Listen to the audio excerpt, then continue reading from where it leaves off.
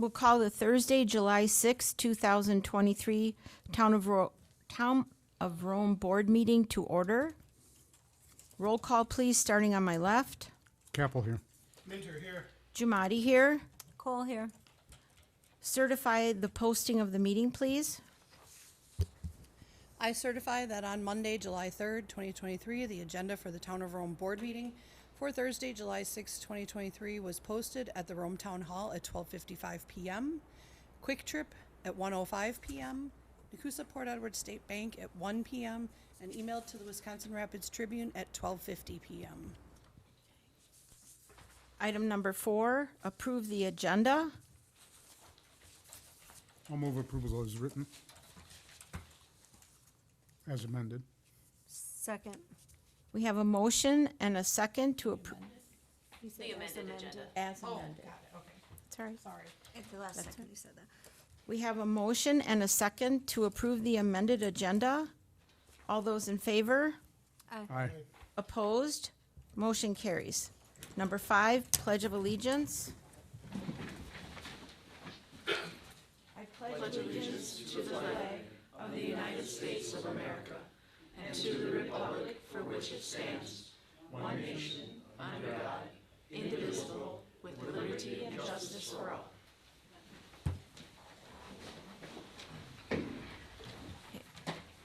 Item number 6, citizen comments. Do we have any cards?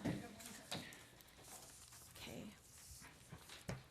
Mark Lebecki, address 931 Sussex Court. Closed session timing. Want to come up?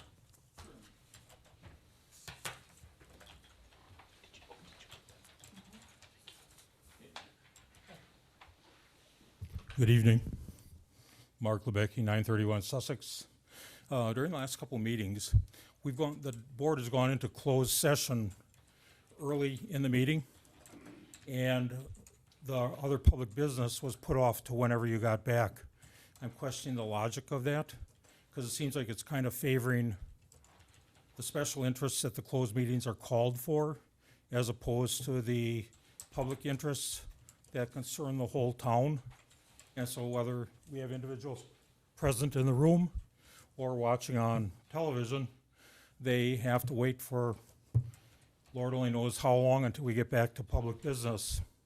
And so the logic of it kind of escaped me. Okay, we'll make note of that, and we can address it at a future meeting. Very good.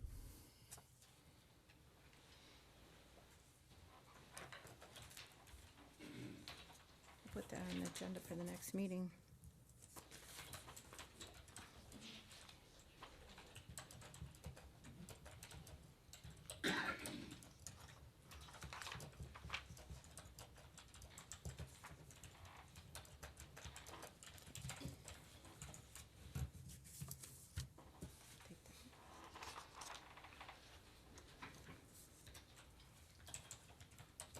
Okay. No action contemplated except possible referral to future agenda. Number 7, information updates, meeting recaps, recent correspondence, current events, and announcements. Starting on my left. I have nothing. I have nothing. Okay. Jackie, you want to go and I'll finish, or? Just the state junior par 3 tournaments taking place at Sam Valley over the next couple of days. So you'll see a lot of young people coming in town for golfing, which is nice. And the state trap shooting tournament, I believe, is this next week. And that's a huge event, so you might want to participate and go and see that. And I always remind people, for accurate information about the town, to look at the town website, and for events, to go to visitromewi.com. I have a few. First one is Nick and I had attended the Rural Arts Creativity Forum in Shell Lake, Wisconsin. Unfortunately, Jackie and Jamie were both tied up that day, but it was on June 28th, which included representatives from the Wisconsin Economic Development Corporation, the Wisconsin Department of Tourism, the USDA Rural Development, UW-Madison, Create Wisconsin, and the Wisconsin Arts Board, and Arts Midwest. It provided great opportunities for presentations and sharing on how art actually inspires economic development in rural communities. And they just put out a press release with a great photo, and it was really a full day of great information and inspiration. So that was pretty exciting. We have a thank you note from the 14 Mile Watershed Group, thanking us for our support of $1,100 to their event. They had over 200 property owners join for the educational presentation as well as lunch that day. And I'll just pass that around so everybody can see. I won't do that while you're typing. That would be a little difficult. The third one I have is Jamie and I actually had a very exciting opportunity on June 20th. We were invited by the Wisconsin Towns Association as a few of the representatives, there weren't many of us, from actual towns in Wisconsin to join Governor Evers in Wausau to watch the signing of Act 12, which is the first time in a very long time that we saw legislation to increase shared revenue for towns, villages, cities, and counties. And there was over $1 billion in a very long time for towns to see shared revenue increase towards our expenses to help support our communities. So Jamie and I were very honored to be asked as representatives. We were called the day before, and our picture appeared in the recent magazine of the Towns Association. So we got a pen as a keepsake, and it was very exciting. So we saw it signed into law that day up in Wausau. So that was pretty nice. So that's all I have to share. So Jamie, do you have anything? I'll just mention now and on the agenda when we get to strategic plan, but if you haven't already, please complete the town strategic plan online survey. The link is right on our homepage under news and notices. Okay, anything else, or we got all of that? Oh, yes, Remember the number of the shared revenue? pardon? Do you remember the number that the town got on shared revenue? Yeah. increase? Do you have the chart up there? Yes, I do. Actually, ours increased, it sounds like a lot. Ours increased 221.4%. It went up from $82,203 to $119,330. I think it goes up 82,000. I think that's. Or 80, it went up 82,000, that's correct. So it went up from $37,126 to 82,000, it went up an additional $82,203 for a total of $119,330. So, Thank you. yeah, that's it. So, yeah. All right. Now, discussion and possible action on the following items. Just a reminder, a friendly reminder that we follow Robert's Rules of Order, and we ask for a motion and a second unless there's discussion before we can take any action. Number 8, discussion and action, approval of the June 12th, 2023 special town board meeting, June 15th, 2023, special town board meeting, and the June 15th, 2023 regular town board meeting minutes. Move to approve as presented. Second. Any discussion? Supervisor Keppel? I have a question about the June 15th, is it? Meeting minutes, and it's on third page, under the fourth paragraph that reads Table 3, the last sentence. I think we're missing a word or two. It states, the levy for debt service will be unchanged for the next year, and when the payment starts, that coincides with another loan being paid off, which will then keep the debt service levy that year as well. I think it's keep it the same Level. as that year, Probably keep the debt service. the levy same as, level that or year keep as it- well. Yeah. Can you give him the? yeah, there was something, didn't make sense. Keep the debt service level rather than levy. The word is levy in the minutes, we need to say level.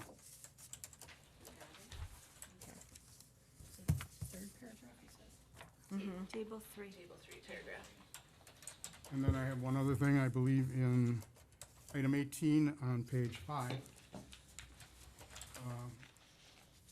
Down under Chairman Dramati's comments, She talked about fiscal planning, forecasting for the town capital equipment plan, and I believe she talked about capital budgeting also, not just capital equipment plan. That's correct. That is correct.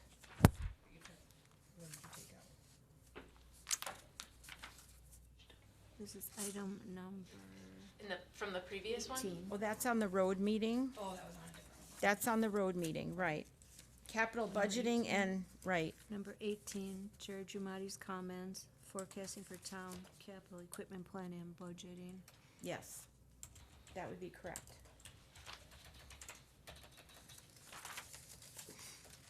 That's all I have.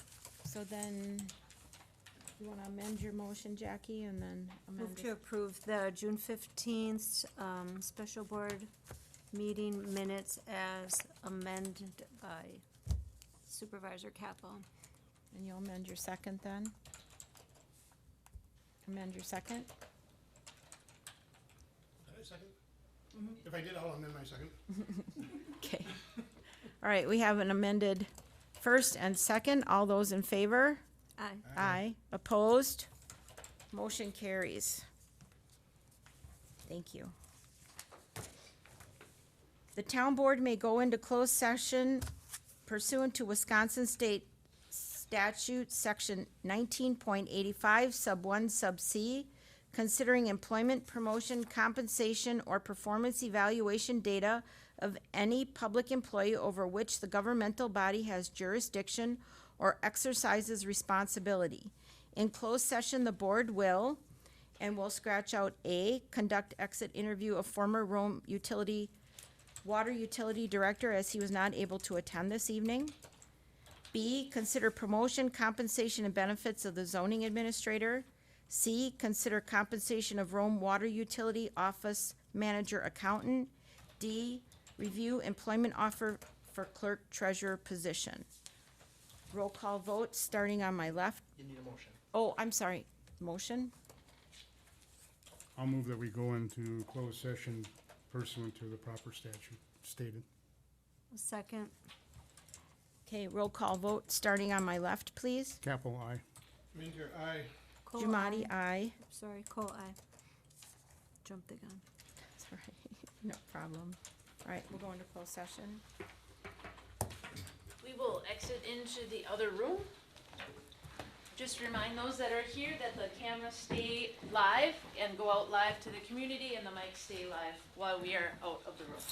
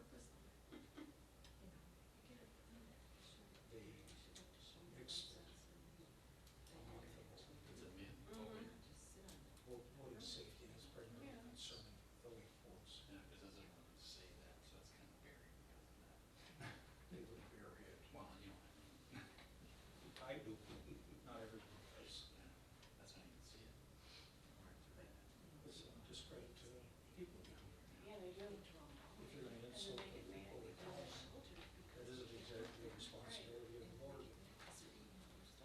Some people can't keep up. The funny thing is the only people that really have a say in it are the homeowner, the residents. A lot of people aren't residents, are part-time, yet they're being affected, their properties, and they are being affected by the results of what's happening. So it doesn't seem the point. Right? Personal opinion.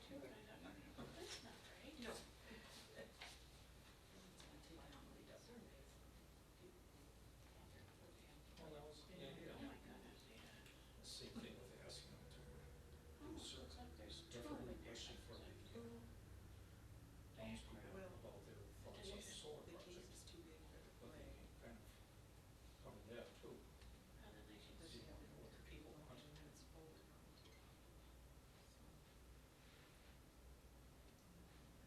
I think she's kind of leaning towards special interests. She hasn't proven it yet.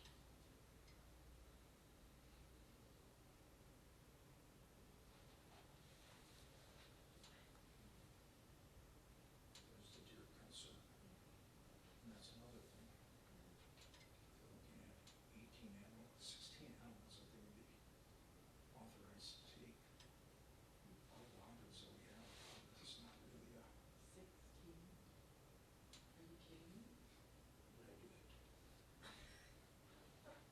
What's the point? Yeah, there we go. If you take a look at the packet that came out, we're talking to the harvesters, which is a bull hunting group out of central Wisconsin, and they identified 8 locations at which they could take 2 doe at each location, no buck. And so at that rate, I don't believe you're even controlling the population. When you consider the number of fawn born, they'll survive if the hunt goes on in October, November, whatever. We don't even know when that's gonna be, and I don't think it's an effective way to address the problem at all. But that's just, again, personal opinion, so.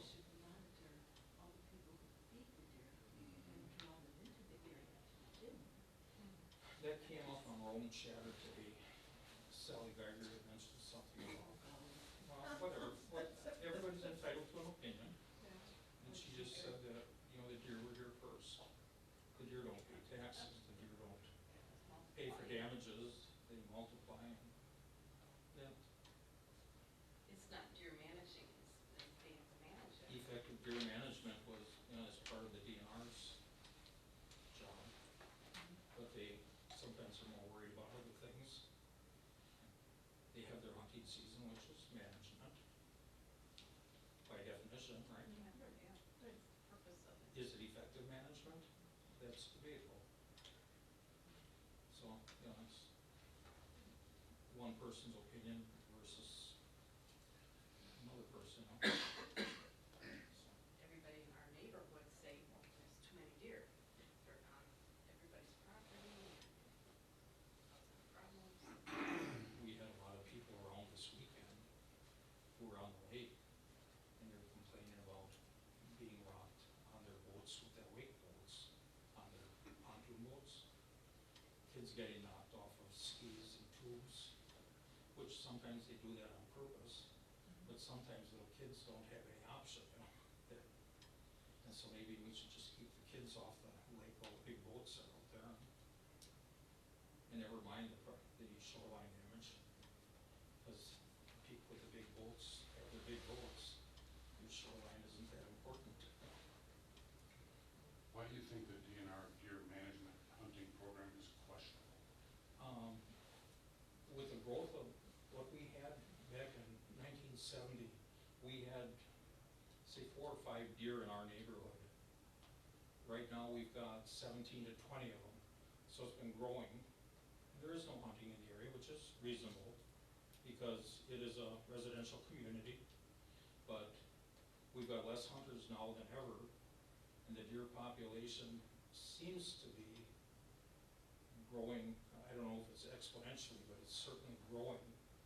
There isn't as much control as there was back in the sixties, seventies, maybe even the eighties, when hunting was much more popular among the hunters of the state or local area. And that's why we see so many deer around Huntsville. We used to see 1 or 2 deer, now we see herds of them wandering in the neighborhood. I don't disagree with that at all, but you're comparing a closed area like this, close to hunting, versus the DNR, which is responsible for the It's state. the entire state. And I would advocate that Wisconsin DNR deer management is some of the finest in the country. I started hunting in 1970, and I haven't missed a single year. And I have had more success in the decades after the 70s than I did in the 70s. Because there's so many more deer. Yes, and they changed the rules if you're a hunter. I followed it. Maybe you remember the rules of those early years were different than they are now. It is much more liberal now to harvest deer for hunters. Many years ago I did hunt, and I quit probably 40 years ago now. And if you look at the harvest numbers that the DNR puts out annually for both seasons, archery and rifle, you would see tremendous increase in numbers harvested. You would also see a reduction in accidents, which is a part of the, Which is good. part of the thing, insurance.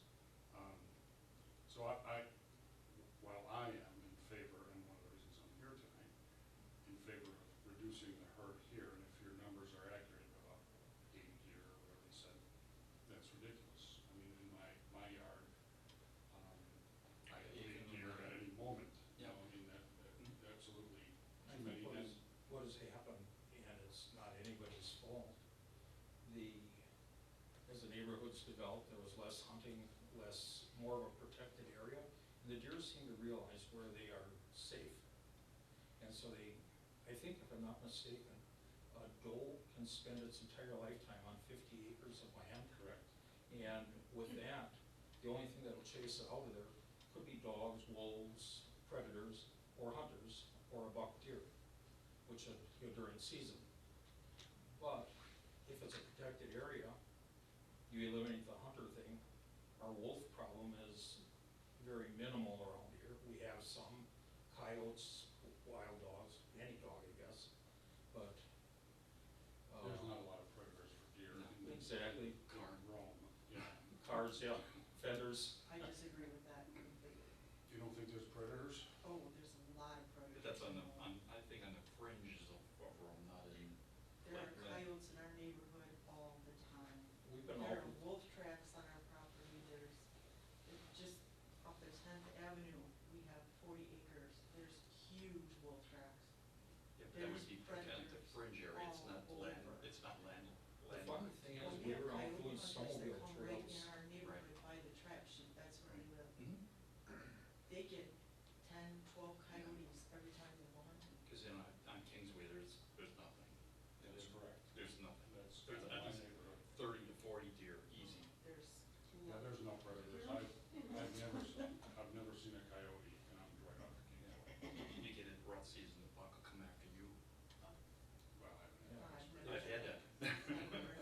But the health of the herd is a concern for the DNR and me as a concerned hunter who cares about the health of the herd.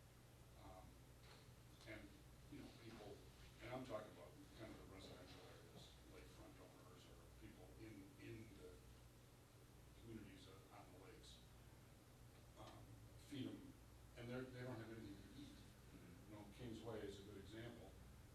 It's basically a peninsula, right? And I mean, there's no food there in those acres, and the 50-acre thing is correct.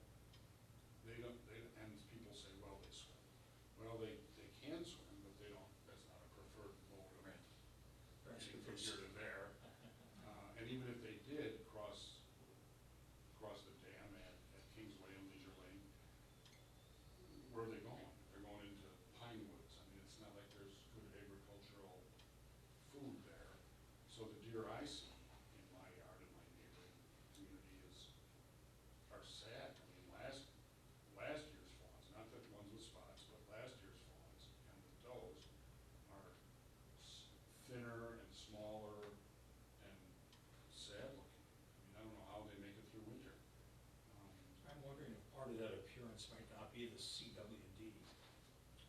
found all around here, so I can't help but believe it's, and they It's through think, winter because everybody's feeding them. That's exactly right. That's Yeah. why they're making it through winter. Yeah, They're eating stuff that they're not Yep. supposed to be eating. right. Right, Which is not absolutely. That's correct. natural browse, other than anything I plant. Right. And that's probably why they look the way they do, because they're eating the stuff they're not supposed to eat. Sell it. You know, Yep. I am if familiar you with. plant more garden, they'd be healthier. Yeah, there you go. I am familiar with CWD. I don't believe that these deer are affected by that. They're malnourished. I don't know, and they need to be thinned. And the proof is that the DNR's management plan for decades has been successful. Wisconsin is known as one of the premier deer hunting and harvesting states, certainly in the Midwest, if not the country. We have a very healthy population of deer. Yeah. I think that's what you said. Yes, I did. The And problem is that with is correct. residential area, Right. it's null and void. Right, and where I have hunting property in Marquette County, and it's managed, you know, but geez, I do both, archery and rifle. I have 6 permits for antlerless deer between my 2 licenses. I don't harvest that many, I don't know what to do with them, I can't. Bigger Good. freezer, Huh? bigger freezer. I have 3 freezers. Oh, and- But I always have venison in the freezer, but how much, you know, and so some would say, well, donate it, okay. So I would wanna donate it, but those options are dwindling. You know, the processors aren't as cooperative or aggressive about that as they used to be 20 or 30 years ago. If you're I don't looking know. for a place to donate, and it's just, I believe if you contact the Marabou Wildlife Zoo, they would take them down there. Or that, Because, yeah, it's the tigers, the sanctuary sanctuary, they take well, the they've carcasses all got, the they've got time. bear, they got wolves, they got coyote, fox, badger, wolverine, raccoons, you name it, they've got any wildlife down at that zoo that, and they do feed them off of roadkill Mhm. and, donations. And so I think, you know, if you're looking to, I prefer to donate it to the needy.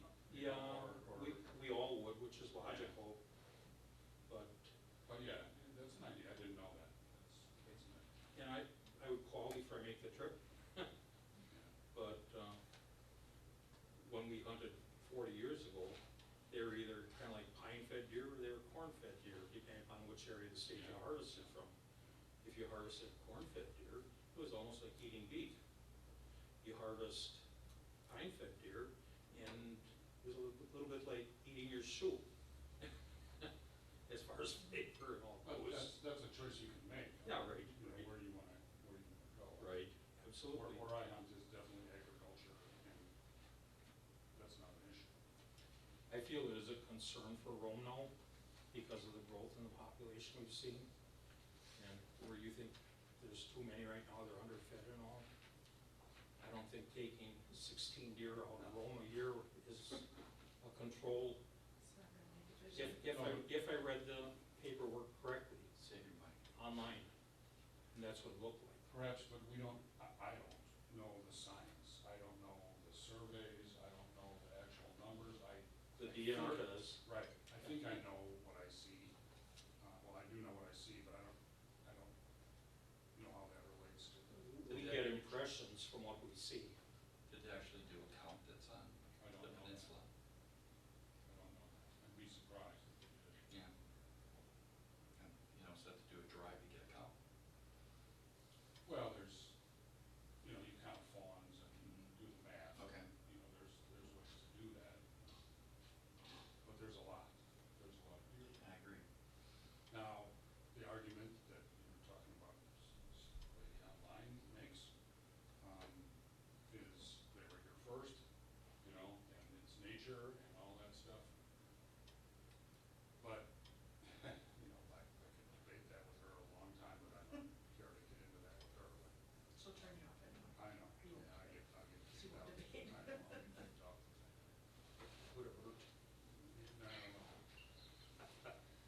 Actually, the It's reason I hard to wanted, watch your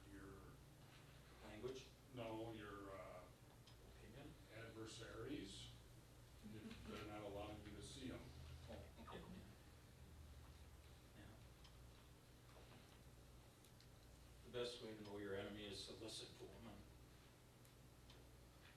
Primarily keep your mouth shut, so that you don't get eliminated from that discussion, which is sad.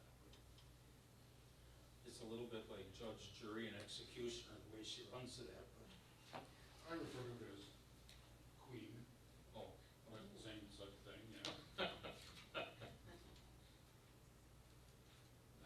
and she's entitled to the opinion. The reason I wanted to talk about deer here tonight, if they'll let me speak, is I just wanted to know if I read that right. Because they specifically had 8 arrows shown from Camelot to Arrowhead, east to west. And they said something about 2 doe per location. And so if I read it right, it only would have amounted to like 16 deer, but maybe I misread it. And Where did this come from? it was on the packet that was on the agenda from the town. And I read it today, and if I read it right, that's the take I got on it. But one way to find out. And I figured, bring it to the horse's mouth, let them clarify. This If- has if- been under discussion here for over a year. Yeah. You're aware of that, right? And I understand the DNR's position, they wanted the town to have people come down to Madison, take a class to assess their herd condition before they requested permission or permits to control. And so town sent 2 people down that took the class and got the education, they came back, they filled out the forms, and I believe they've been issued a permit or received permission to hire a group. But again, the way the information comes out, it's a little bit piecemeal. So they'll hire a specific group to do this? There's a group called the Central Wisconsin Group, and I think they're based out of Rapids and maybe out in Clover, and they're bull Because Rome did hunters. this once before. I think they're in continuous operation. Did I what think- once before? It's a group that, it's like a club, like a hunt club. Yeah, they did a hunt on the lakes, and they opened it up to people in Rome, because we got permits to shoot deer. Oh, okay. But there were other people who took the permits and sat on them because they didn't want the deer shot. So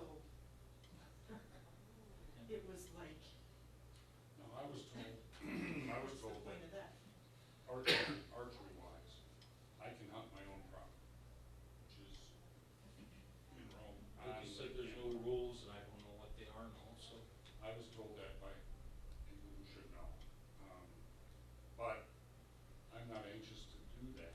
Anybody who knows hunting or archery in particular knows that no matter how great of a shot I am, that animal is not gonna fall down. Right. And I don't want it to run down even 3 lots and die on somebody's deck Because you're a responsible hunter. who is not in favor of this, now I got an argument.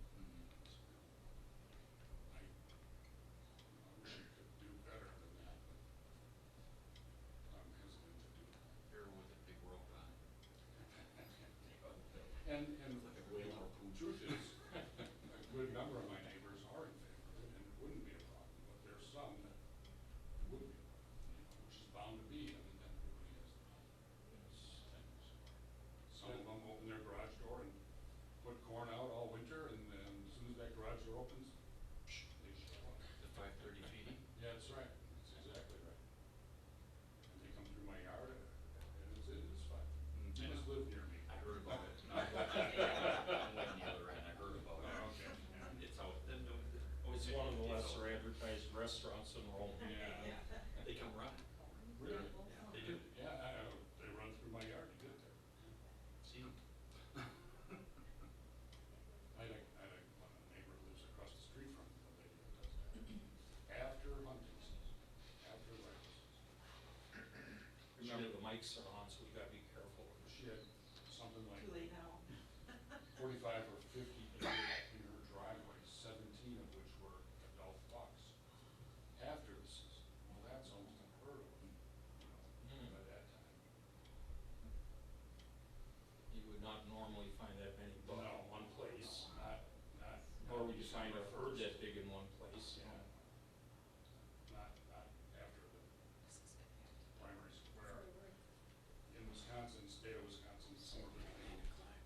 275,000, 400,000 deer are harvested, during hunting season in recent years, let's say the last 20 years.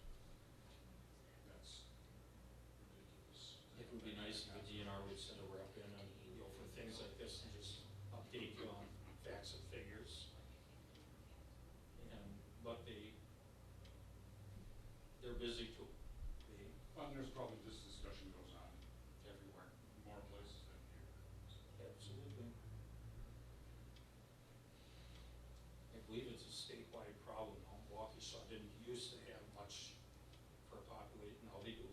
Whitnall Park in Milwaukee County had Yeah. sharpshooters there already. That's right. They brought them in. I actually, my primary residence is suburban Chicago, and we're near a large forest preserve, and they just do it, and the same thing, there's thin and small and overpopulated, and browse is terrible, and somehow they make that work. There used to be, which is. Right. I guess to address your earlier comment, I thought deer management, if it was managed well, you wouldn't have that large a herd in your neighborhood. 17 buck or 45 total, or Well, right, but it's not, because it's not under typical statewide rules and it's a regulations. protected area. Yeah, it's protected. If you had them, tell people, raise your hand if you've ever hit a deer. Everybody's hands gonna go up, because they, Multiple. damage, yes. Damage. I've never hit a deer. Oh, careful, guys. Do you drive? I do, I do. Just a thought. Just I never. had Never one deer. hit me, otherwise I would say the same thing, I'd run running the side of my truck. I've had two of them do that, and I've collected a My couple the daughter other said way. that to her. My fault, relatively speaking. Now I'm gonna be jinxed, because you're on the road. Well, that's an issue, but the safety concern, and I've got grandchildren coming up to driving age in the next 10 years, and I will teach them if I can. You have to, it's not worth your life to avoid hitting anything. Yeah. A squirrel, a goose, a deer, I don't care. It's- Keep the car on the road. Yeah, that's right, I mean, if you swerve over into you or me or the ditch. Ditch and roll it. Yeah, it's not worth it, but that's what people's reaction, slam on the brakes, swerve. About 5 years ago, she lost a niece to a deer that came off of a ditch line, airbound, went through the windshield of their new van, and took them out. It was over. From that. Yeah. Oh my.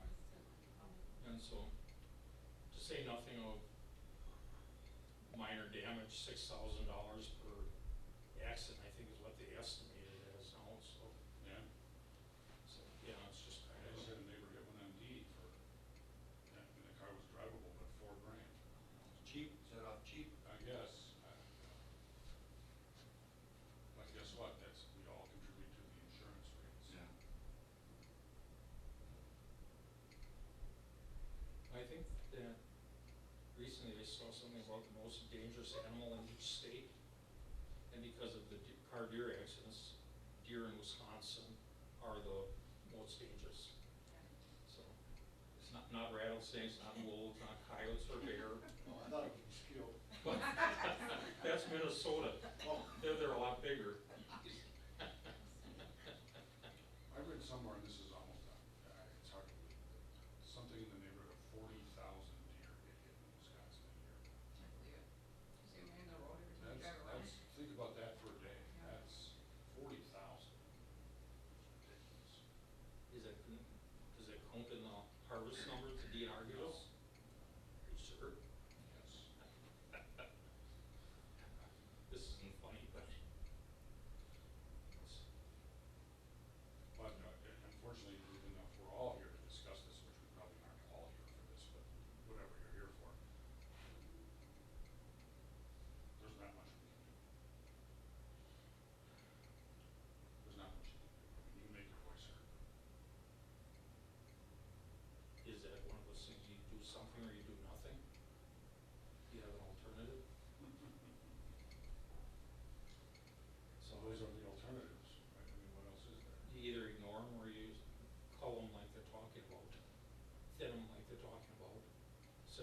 something effective or ineffective, or do nothing. But again, there's a group of people, sounds like might not be in this room, but there's a group of people that are against that. I mean, I know. for any reason. And I respect their opinion too, but if they lose a car or they lose a loved one to a deer accident, they, pretty soon they understand. I don't know, hopefully it wouldn't happen, but. They're just way too tame. They would actually walk up the deck and stand and take a look at the patio door. It wouldn't take me long to They're actually teach deer how to wonderful. eat out of my hand. I could have deer eaten out of my hand within a week. Oh, easy. 1,900 are killed by vehicles. 19,000 deer in Wisconsin per year. Again, talk about accidents, that's That's dead just killed, ones. yeah. And by vehicles on Reported. Wisconsin roadways. Yeah. Do you stop and report it to the state patrol when you get a deer? She's a wealth of information. Only if you want it. Some, Exactly. yeah, some people report it. I can imagine. Way in the air. Like the turnaround down Pretty there? close to it, Yeah, Yeah, there's a herd down there. there it is. A lot of fawns and up there too. Has it been your impression this year that there's less fawns than we've had the last couple years? I counted 6 in our area. I have two. How does that compare to past years? Last year we had 12. I've only been Well, here 2 that's years, a lot. so I can't Okay. address that. For a few years, we've been having a lot of twins. Yeah, Yeah. I think- always twins. There's always. And I think we had triplets last year too. This year, I saw one twin and a bunch of singles. We got twins in my neighborhood. Twins is the norm in Wisconsin. I Yeah. mean, it's kind of the norm. Even where my hunting property is, almost all the does have twins. I think they said 2 or 3 different things affect that. Part of it is feeding, part of it is protection, where they're gonna survive. And I forget what the other one Oh, was. weather, winter. Winter, it's winter. Harder winter is. That's correct.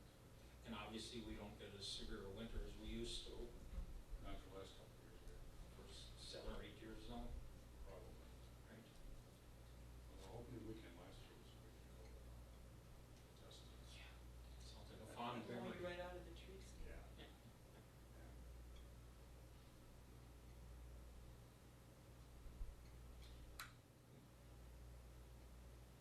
Every area needs to have priorities, and Rome is no exception. The opposition is strong. And I don't know who makes that final call. These guys do that. I think when they did that survey, they kind of determined how many, where, kind of areas they're in. And I think that's how they determined it was a area that could be controlled, or should be controlled. And sure, there's gonna be opposition everywhere, because no matter where you go, one will want and one won't, so. So drive them off. Right? Yeah. Doesn't mean you gotta terminate them. Drive them. How? Yeah. It's like in good old, there's a big bunch of people driving. Yeah. I mean, it's not that big of an area, when you think about it. Yeah, that section. This is we're not talking how it about. should be. I mean, don't even, Yeah, well, but you once you get them come off it, here and then sit you just have to worry about walking across the ice. Then you just push that problem on somebody else, Yeah. Where it's pushed out further into the deeper woods. which is what, go down to the Indian, the potato fields and the cranberry marshes. Yeah. and- Right. Yeah. I don't know about you, but I don't wanna do a deer drive across Peachtree Road. Send them over to Juneau County. I've seen them swimming, I saw them swimming today. Oh, yeah, I'm absolutely. sure, Come I'm back sure when and you. start go to over the again. islands. People say that there's a pretty good population on those islands. I think what we're talking about is kind of like special interests in a way, but a lot of people in town are concerned with this special interest. Where the town board now is concerned about special interests, one person at a time. And so that's why I didn't think they should be concentrating on them before they took care of the public business. So this would be a pretty boring room if we didn't have this conversation going on.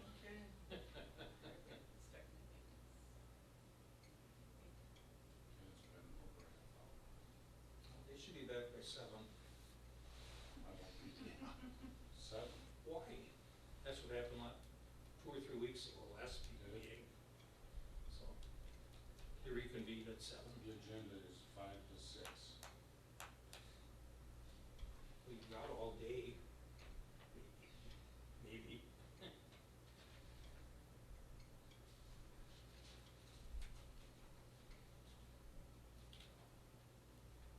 I think our last town board chairman, any special business, he took care of it after the main agenda. Kind of turned around with the new board. Maybe there could be a separate meeting for that kind of stuff. It could be. You could have it like an hour early, do that, Do it first. 4 o'clock. Yeah. It's easy to spend somebody else's time, isn't it? As long as it's your time.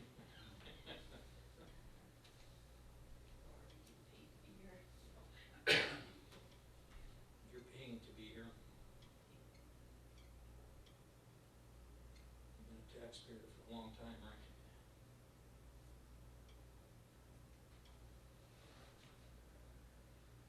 Or you could be back in 5 minutes, so here's hoping.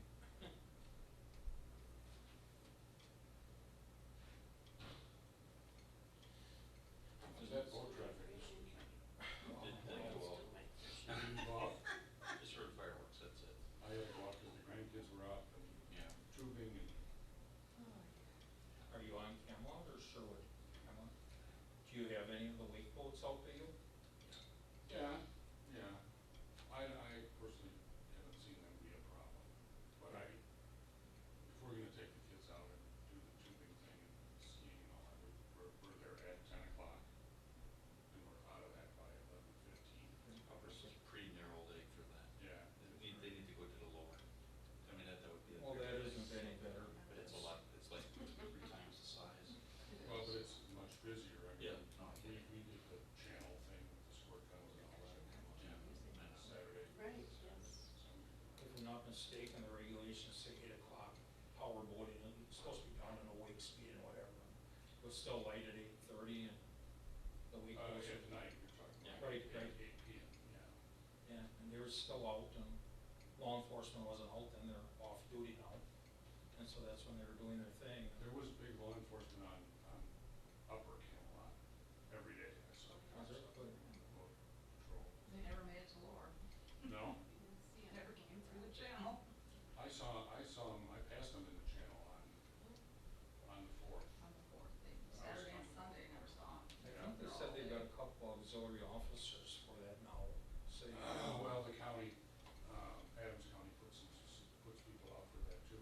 Yeah. I had contact with Rome police, but. Yeah, they didn't have, what I saw, didn't have the Rome big signals on. It was a Well, the brown boat- shirt, a brown shirt. Yeah, and the a boat gray is shirt. pretty well unmarked. Yeah, but I mean, they're in uniform. Yeah, They're out getting drinks, so. Well, I talked to actual Rome cops on, Okay. on the 4th. I guess that's like everything. Enforcement is key, but they can only be one place at a time, so That's Yeah. where I watched the fireworks from. it's a big area. It's, I have a son who's an officer. What's his name? It's a tough job. Barb's son, really. It's a really tough job. Yeah. these It's days. looking out from where we were. We've worked with them as, People don't have respect like we did. No. We sat in that little cupola there and watched the fireworks. we've kind of worked with law Yeah. enforcement, That's Rome, over, Adams watching County, right there DNR, with the. with the trail patrols for ATV. Yeah. Yeah. And we don't give tickets, but we can make That's something, suggestions. isn't And the first thing people always say Yeah. is, I didn't know. Burner cat. So you know what the first thing, the officers here, I didn't know Wedding my rings. lights weren't on, I didn't know my machine wasn't registered, I didn't know there was a speed limit here, I didn't know. Ignorance of the law is no excuse. Right, exactly, exactly. And I had an officer say, I didn't know he was supposed to have lights on. Well, he told me that when I stopped him. I said, you didn't stop that UTV, it didn't have lights on. Oh, it's not nighttime.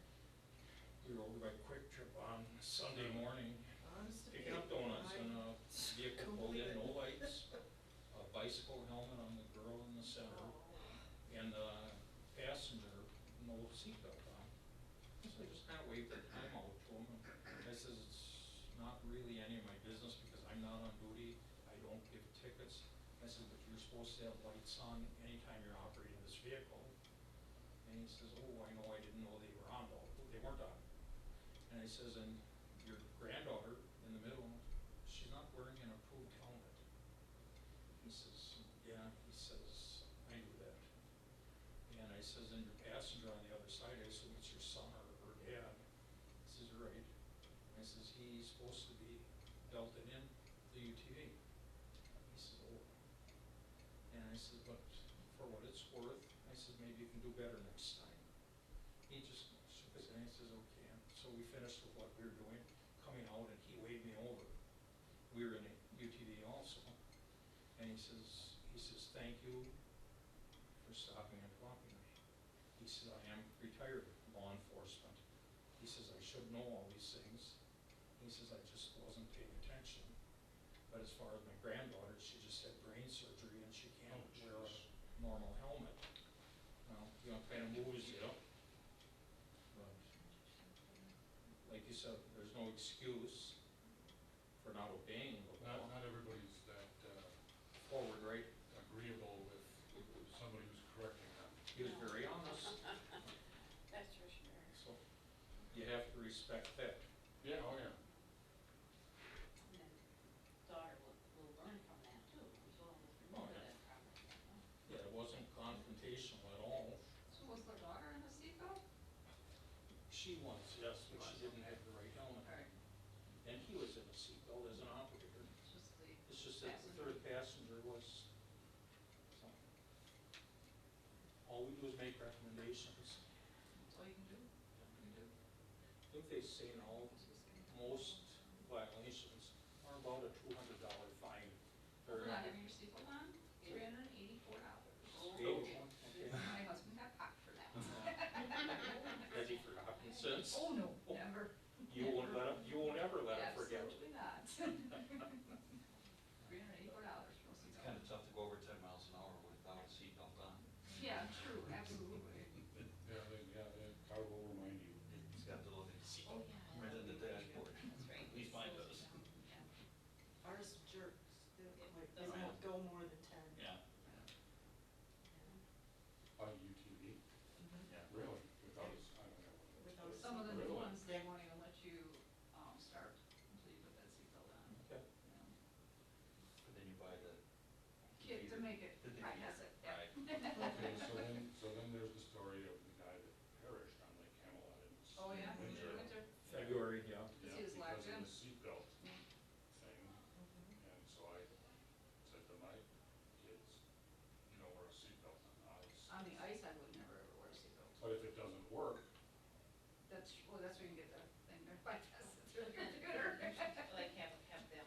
The story I heard regarding that, that was a brand new machine that was delivered that day. yeah, Yeah. And the owner got on and he had a friend that rode with him. brother. Brother-in-law? Brother. I heard brother-in-law, but anyway, he had never used a seatbelt in an ATV before. And they went through, he didn't know where to find it. Or the door, I don't even know if it had a door on it. Some of them have doors, some of them don't, but if you can't get the belt loose, you don't get a whole lot of time in 9 feet of water. So it's an unfortunate circumstance, and Well, two people had gone into that same hole earlier today. Mhm. It really, was a known, It was it's Problem. very known right. on that I hadn't heard. was, yeah, oh yeah, and people, what I heard from people who live on that edge, people were flagging that guy, stop, don't go there, stop, and he ignored them and drove in. I would be very cautious on driving anywhere on the channel. There's too many springs on that. This winter, the ice was terrible. Yeah. I worked the Camelot Fishery in Mhm. February. It Last was year. some scary ice this year. Oh, it was Pitch terrible, black, you could terrible. see down. Yeah, I didn't take my ATV out. The year before I did, there was 19 inches. And I was out riding around, but it was 5 below zero. And this year, 30, 40 years ago, it wasn't uncommon to have 30, 36 inches, sometimes more. yeah, This year, I think we maxed at 20, and even that ice, the condition was questionable. and at the fishery at Camelot this year, it was 12 at best. But the edges were gray and slushy. You know,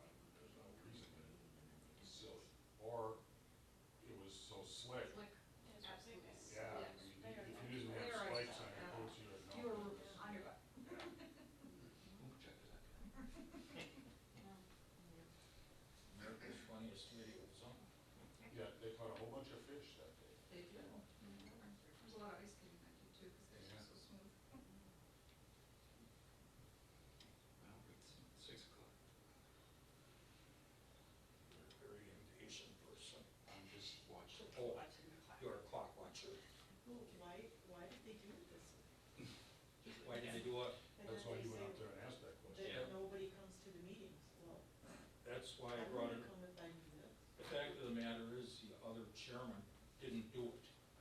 This one has done it 3 meetings in a row. Well, I know Lori, I'm gonna have a conversation with her. Good luck. Doesn't make sense. Then she won't like you afterwards because I've tried to have conversations with her. We've been friends for a long time. Good luck. I'll see what I can do. Thank you. It's just not considered of the general public. Well, yeah, why would people come to sit here like this? They do. We had a nice conversation this evening. They can listen in on us. Our conversation this evening was awesome. Yeah. But Yeah, you bet that.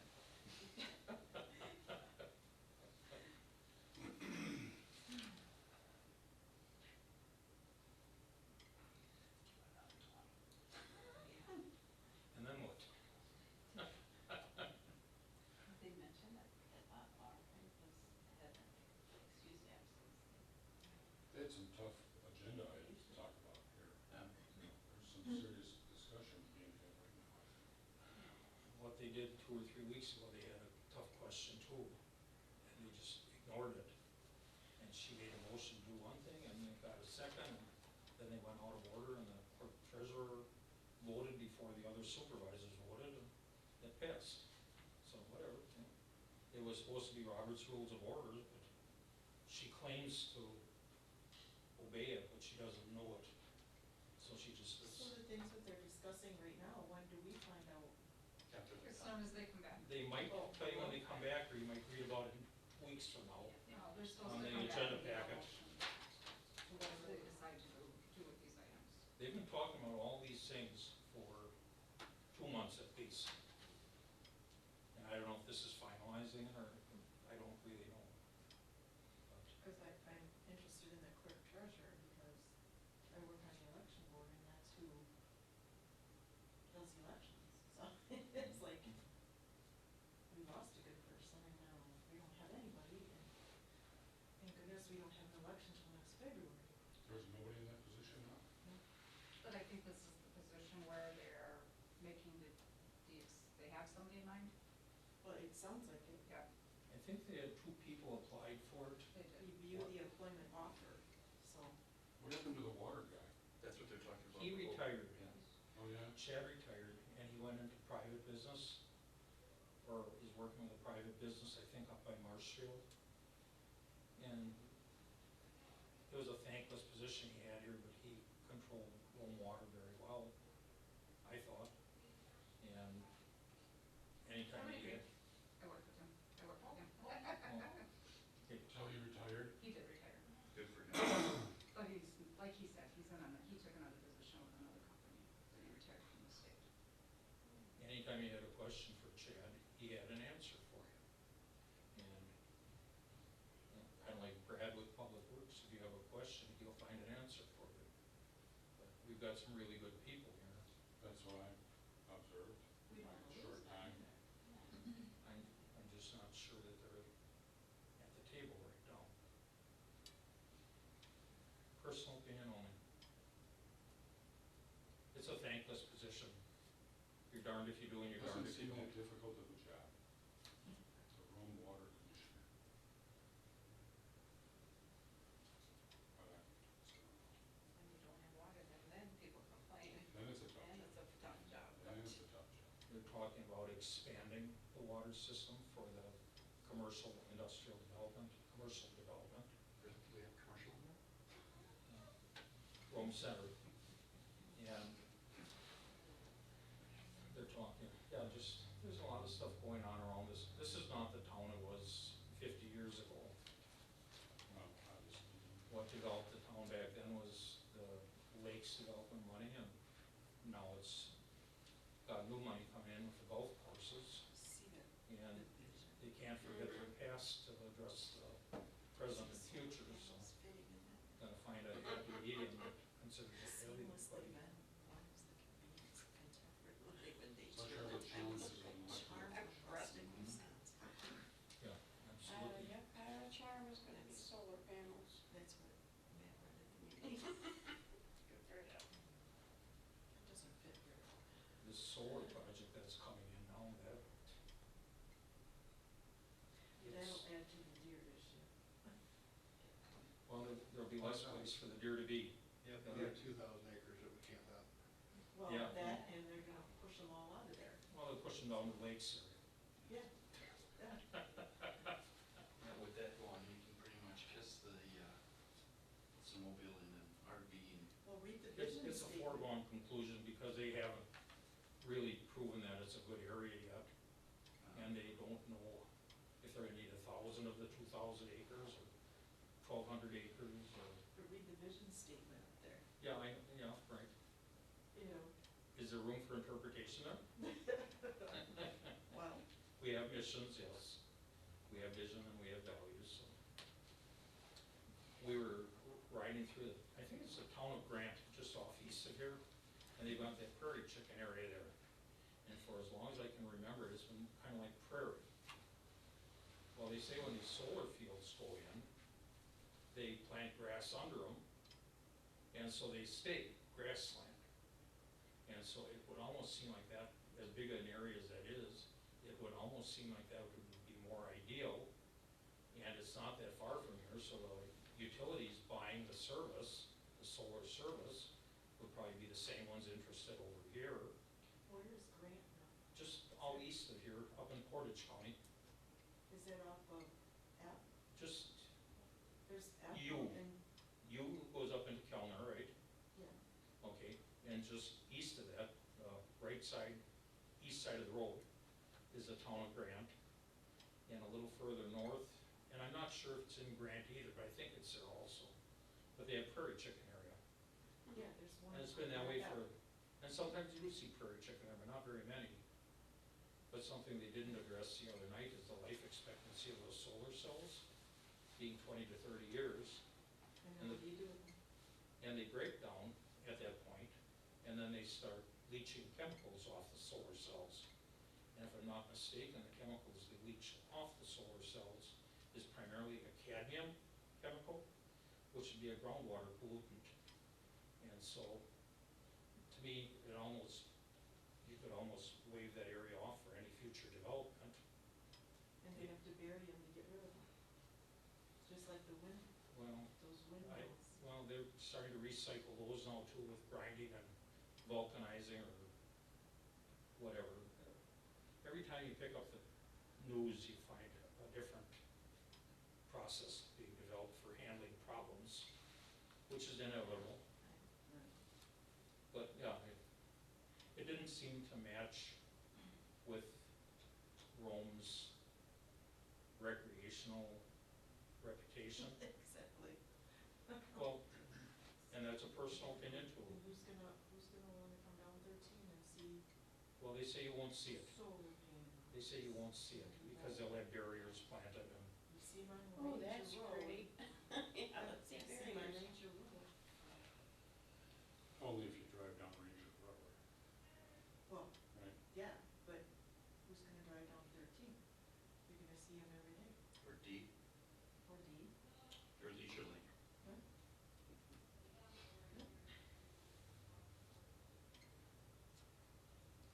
I don't know. it just seemed like going to that prairie chicken area, there's nothing there right now and they don't intend to develop it. It almost seemed like a natural for development for something like that, but I don't know. Yeah. The biggest problem is a lot of the prairie chicken management involves prescribed burning.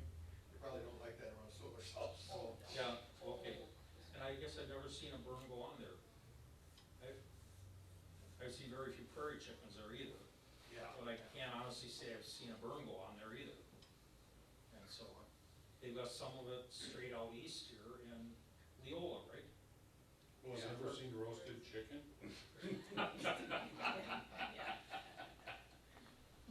It's a supplement to deer. We don't know either, buddy. Exactly. They thought we'd leave by now. Simplify the meeting. Is Jamie around here? We have no idea. She's in that Closed I meeting. think the meeting down on the, Thank you. yep. I thought so too. Yeah, I thought he was in the meeting. That shows you what we know. Rome only citizens you don't get to know.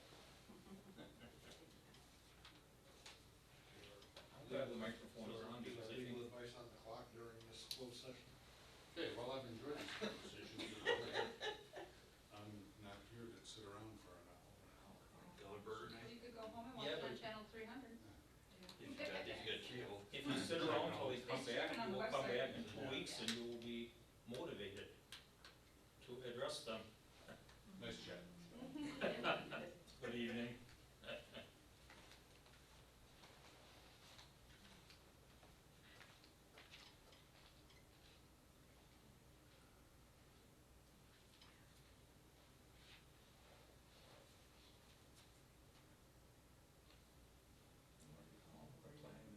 The crowd is starting to thin out. If we wait long enough, they'll all be gone. With the microphone open, they can listen to this as a recording later, and they can hear what the people are thinking about them.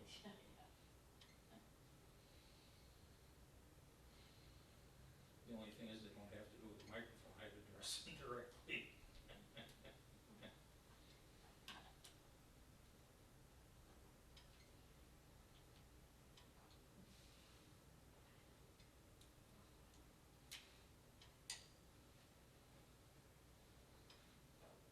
why would you do this? Why? Place to go and things to do. Yeah, you got more important things to do. Absolutely. That's what they're hoping for. There's probably nothing more important than caring about your town. But we gotta have a little cooperation to do anything about it.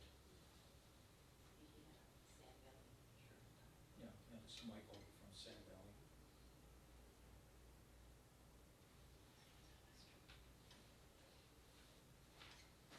If they come back, I'll take notes. She's feeling. If she takes the car and shit out of her luck, it's a long walk.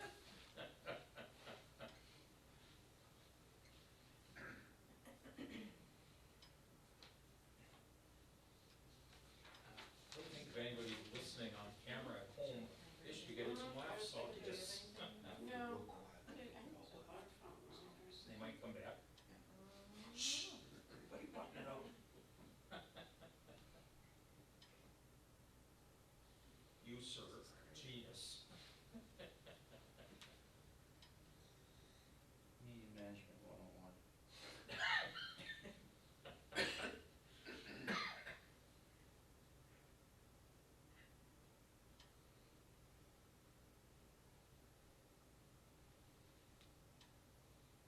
Been in this town since 1970. There's been so many changes.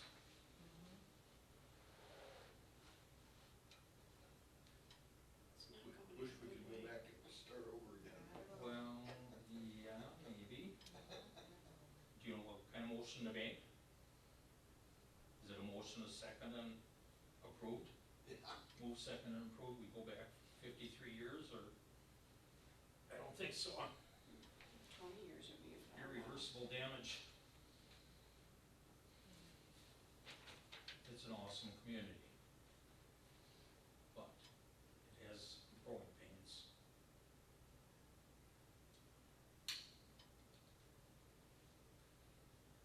Yeah, we had a neighbor on a pontoon boat this past weekend, and they had an elderly couple on the boat with them, their parents. And one of the wake boats rocked the pontoon boat, and she ended up on the deck of the boat. Ouch. I've heard that from more than one person. Well, yeah. No, in situations, better choice of words. Yeah, okay. Yeah. It's one thing to have a kid fall off of skis, because they're gonna do that. Another thing to have a kid flipped off a tube. It's gonna happen. But to have people dumped off the boat like that, that's, Or 6 inches of water coming through the pontoon on the inside, okay. everything washing out the backside. And never mind the damage you do to the shoreline, because those properties aren't that valuable. They only sell for $500,000 now on the main lake. Because I bought an $80,000 boat and I wanna make a wave. Or not.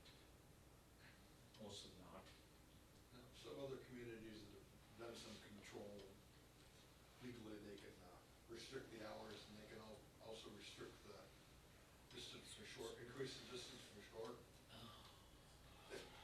If they increase the distance from shore for what would be allowable, The north side closes it on the south side. there might not be much, there might be a little bit of arrowhead where they can operate, and other than that, there might not be much of anything. You turn around and you look at a lot of the communities that have this, and the lakes are big, Yep.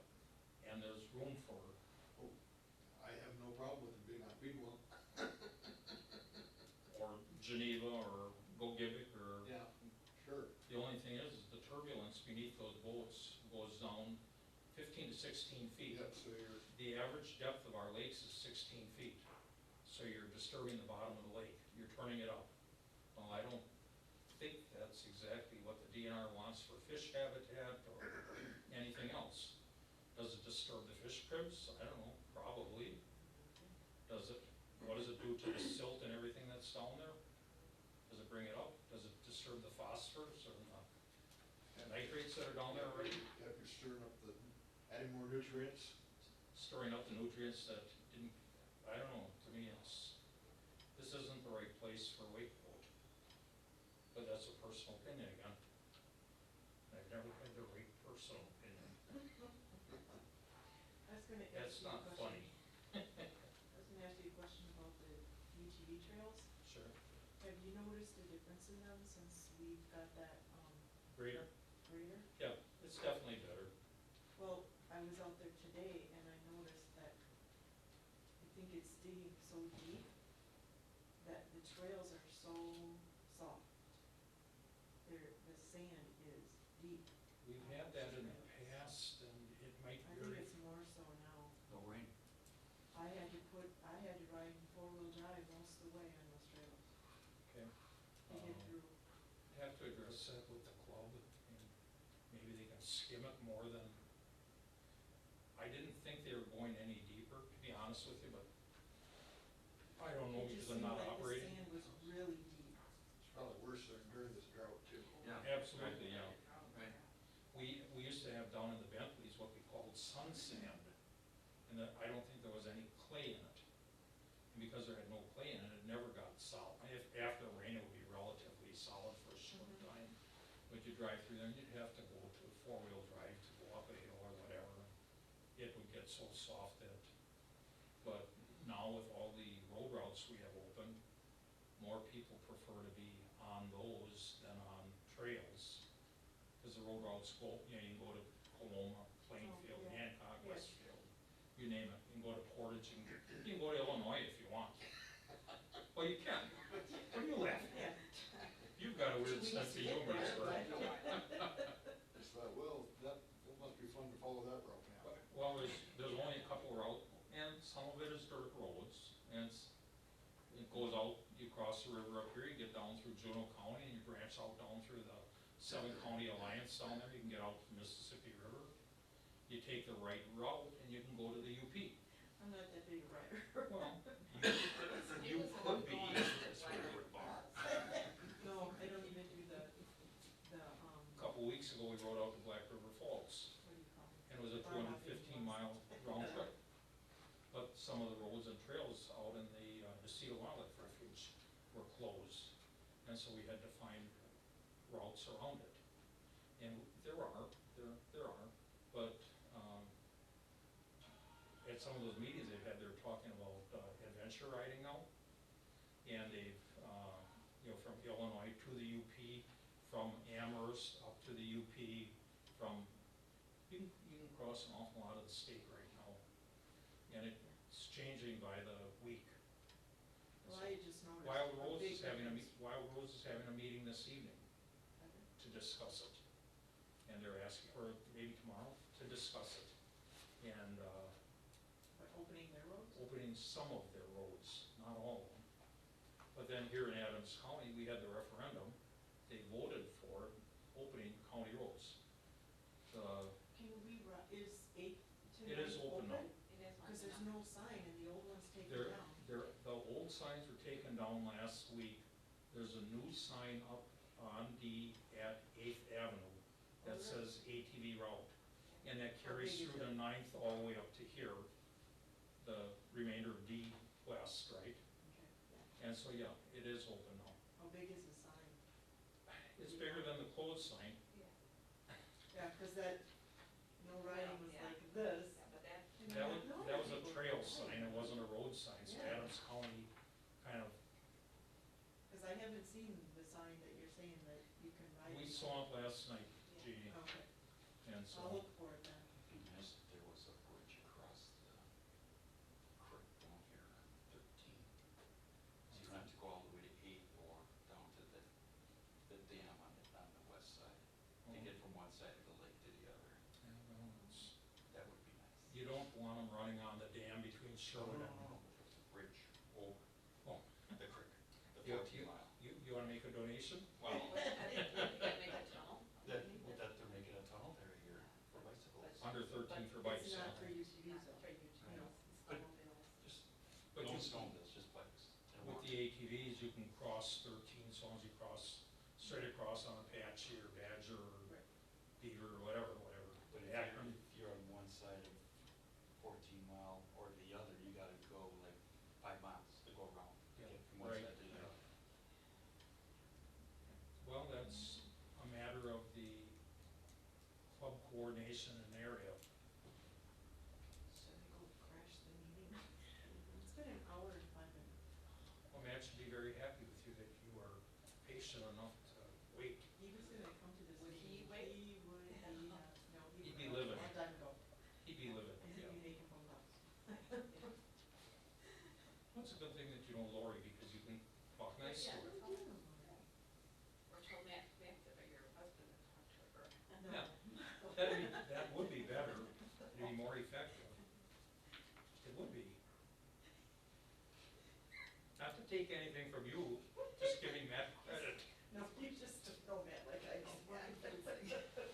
Right, Laura, right?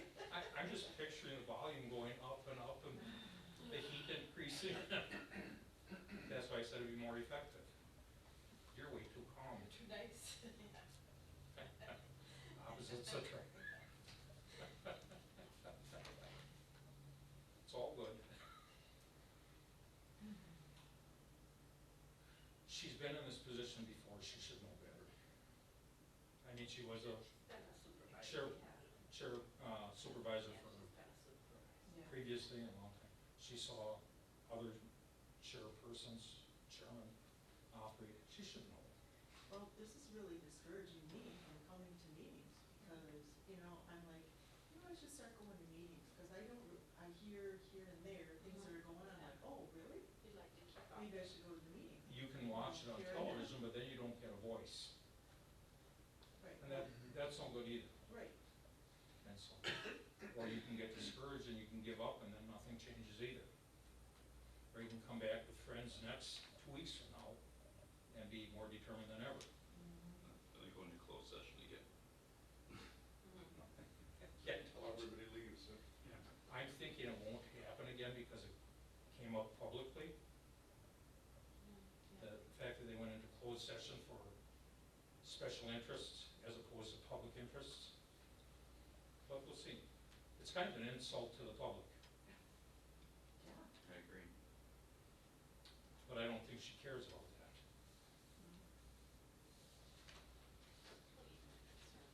Next election, we'll make some changes. Well, Sand Valley wasn't here for their health. The gentleman that was just here, he's from Sand Valley. Yeah. And I'm sure he didn't come just for his health. Right. He probably wanted to find something out, or, Would have had something to add to the conversation. Well, you're not gonna find out about it now, not tonight. You can wait. But we found out a long time ago that if you yell at somebody, they quit listening. yeah. So if you can speak to them, you might be heard. Maybe? What are you laughing at? Oh, yeah. What might be interesting, if they do delay this till 7 o'clock, and as they're coming through the door, every one of us just get up and flip them the bird and walk out. Oh. That wouldn't be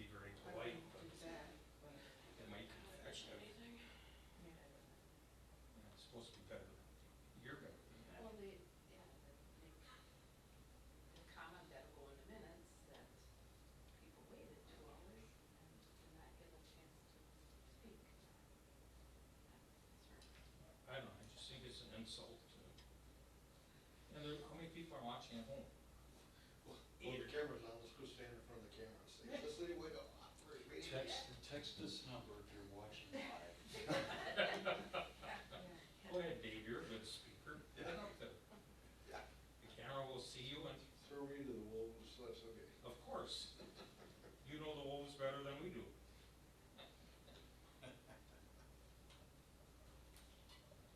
Do we get to voice our opinion when they come back? If she calls on you, she said she knows you, you're a friend, right? She should call on you. Then you can call her out. What are you thinking?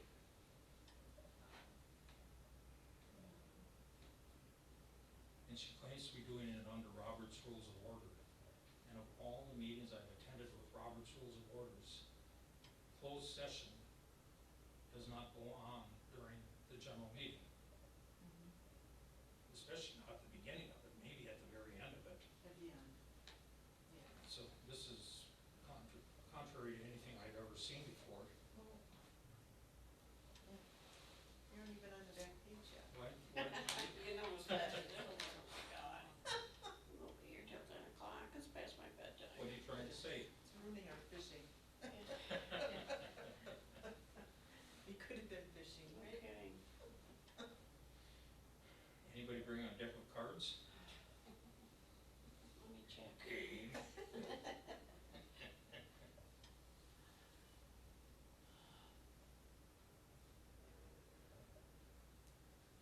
That would be fun. We all sit around here playing pinochle when they come back. They've been in there an hour, you say? Over an hour. It was 5:15. 5:15, Huh? It's 5:30. Yep. Or That's no, fine. 6:30. Or 6:30, 6:30, sorry. So who's counting? I was just looking at the hands I'm making. So did you say you worked with Chad? at the I water? work for Warm Water Utility, yes. Okay, okay. So you're taking his place right now, or one of the? Me and the operators are going in at the moment, yes. Okay. So you know the whole operation? Oh, huh? yeah. Yes, I know. Cool. Good training. Good. We asked Chad a couple weeks or a month ago if they were considering Yeah, that's a bad time to. promoting from within, Winnow Because it's Systems. right after work for them, Yes. and they can stay. I think he said more than probably not. No. You know, if they had it at 6 or 6:30, and you can come home, clean up, come to the meeting. These people all work here, you know, so they just call it, Well, for what it's worth, we like what it's you for do. their convenience, not ours. But you guys are the ones that clear all the brush in the fall, don't you? Yeah, we do. Thank you for, you do. Yep, I live on Penhurst, so. Not all of it, some No, of but it. you guys work your butts off. Yes. Kingsway, Yeah. so. And we'll be back. So you guys are on Sussex, aren't you? Yeah. I see her. Oh, You're out the back of your car when I walk my dogs. Are you off the area there? I'm right on Penhurst. Okay, I'm right on that channel. okay, okay. You aren't Debbie, are you? No, Robbie. Okay. This key.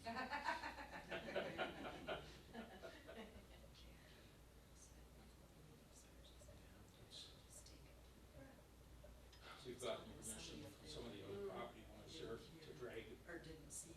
wood and brush out through their properties now, so we don't have to pull it Windy, I think. quarter of a mile through the woods to get out to Pennis now. Right. We can get it out to Somerset or to York or Oh, very to Newport or whatever. And we've got one over on Sussex now too, and so it's gonna make it more efficient for us Should have to had get that all around it. figured out. People are picking up a lot of the logs that we drag out now, so the town doesn't have to pick up the big logs, they just pick up the small. Because people are taking the logs for the fire pits Bits and, and all that, yeah. so, and in that way, there's more people getting involved in it, and I think you see a difference. We see quite a bit of need. Who are in the second, that's how they Could have been came in quite when the- we when were first on, moved up yeah. here, quite the fire. Sheriff was going out. Still there, is it still there? Yeah, no kidding. I think it makes a difference from property values. Oh, it's, You know, if you take a look and all you see is dead trees across the street, well, like when you come out on Kingsgate, that corner house, yeah, I mean, that, mow your grass, buddy, just mow your grass. they've had a truck for the last 2 days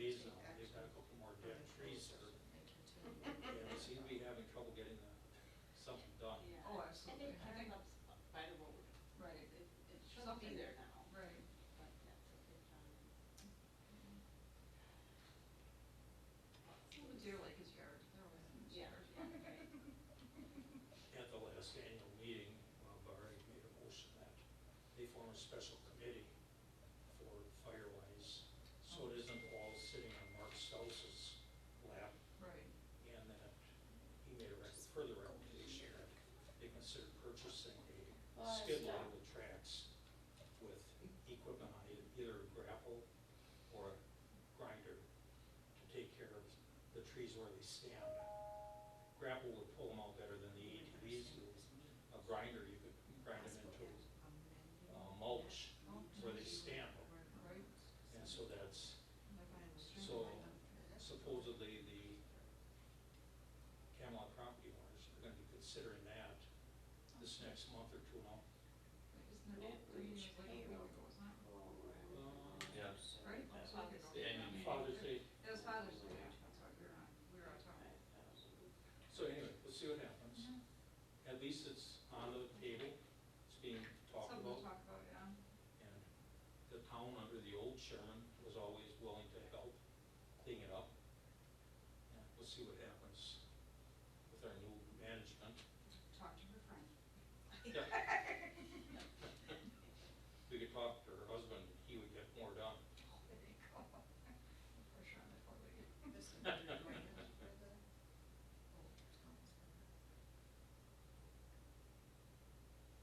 Yeah, it's all part of it.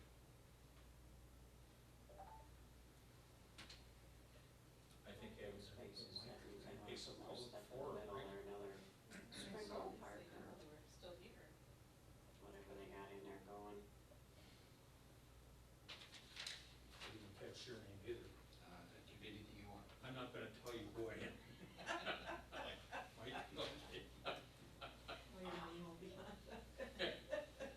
He did introduce himself at the podium. We Just should- watch it. No. Oh, yeah.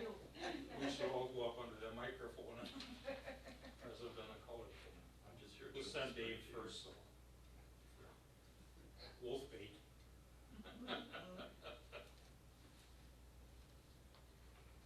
So we're talking about the composite, the new zoning administrator. That has to be, here we go. That didn't take long, thank you, Dan. The others are going to the bathroom. I'm going to be optimistic that we'll be out of here before I have to go to the bathroom.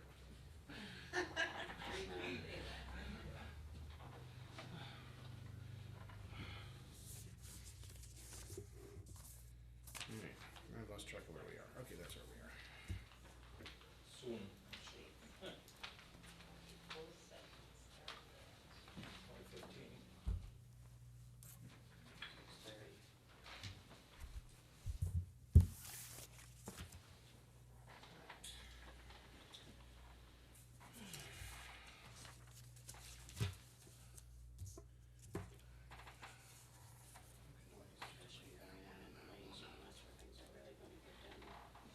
2015. The two ARPA things. Because we're not ready yet. Because I don't think we've ever gotten any prices on the trees. Wouldn't be kind of especially given. This whole thing, Oh, we forgot I that. can understand why you want to fence it in, but I don't like what he was suggesting. Well, that's why I need, Big rocks cause more than fencing. see, I haven't seen it. Did he have something in here what he was suggesting? It was in, yeah, that's what all the pictures are, Oh, I've been so, swamped. yeah, because I've been, It starts with the ARPA review, and then this is basically what Gary's saying. Okay. Was Gary there? I know what about in that packet. Information would have been about. I like the idea of painting a berm with It's a map. prairie I grass. think there's actually a map as you go through. There's a map. Well, here's the issue. There's a memo and then a map. This guy Actually see a map. takes his trailer and truck and goes right into our road. And Oh. uses this as his access point as opposed to using his own. I read those. And then, oh, I'm sorry, this guy does it. And then there's a Part up here to describe. unofficial UTV trail coming in this corner, just coming through the cemetery. So it really does need to be, It needs to be on. and there's a little bit of a split rail fence that divides the property from, neighbors to the south. Or would that be south? Yeah, south. Having these hunters all over central Wisconsin, food coming in. So, Wendy. gentleman from Sand Valley excused himself because he Cemetery, had just other from a things to do. Okay. practical standpoint. No, I'll run down there too. Is that Michael or make card? See what this is, we don't have more than one suggestion. According to fiscal policy. But then we have a starting point, not that we're gonna talk about it necessarily tonight, but we could move it to a future agenda item to have a deeper discussion about it, now that we have that. Very nice. Because Yeah, Wesley, she can keep it. So, I can totally appreciate that.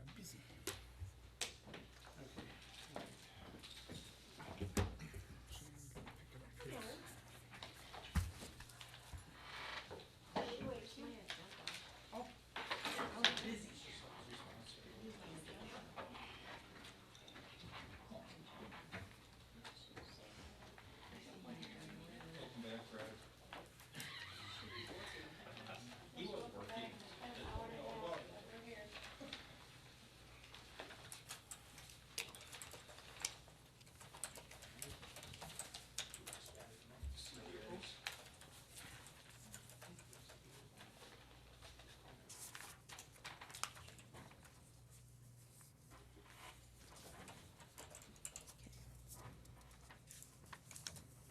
Right.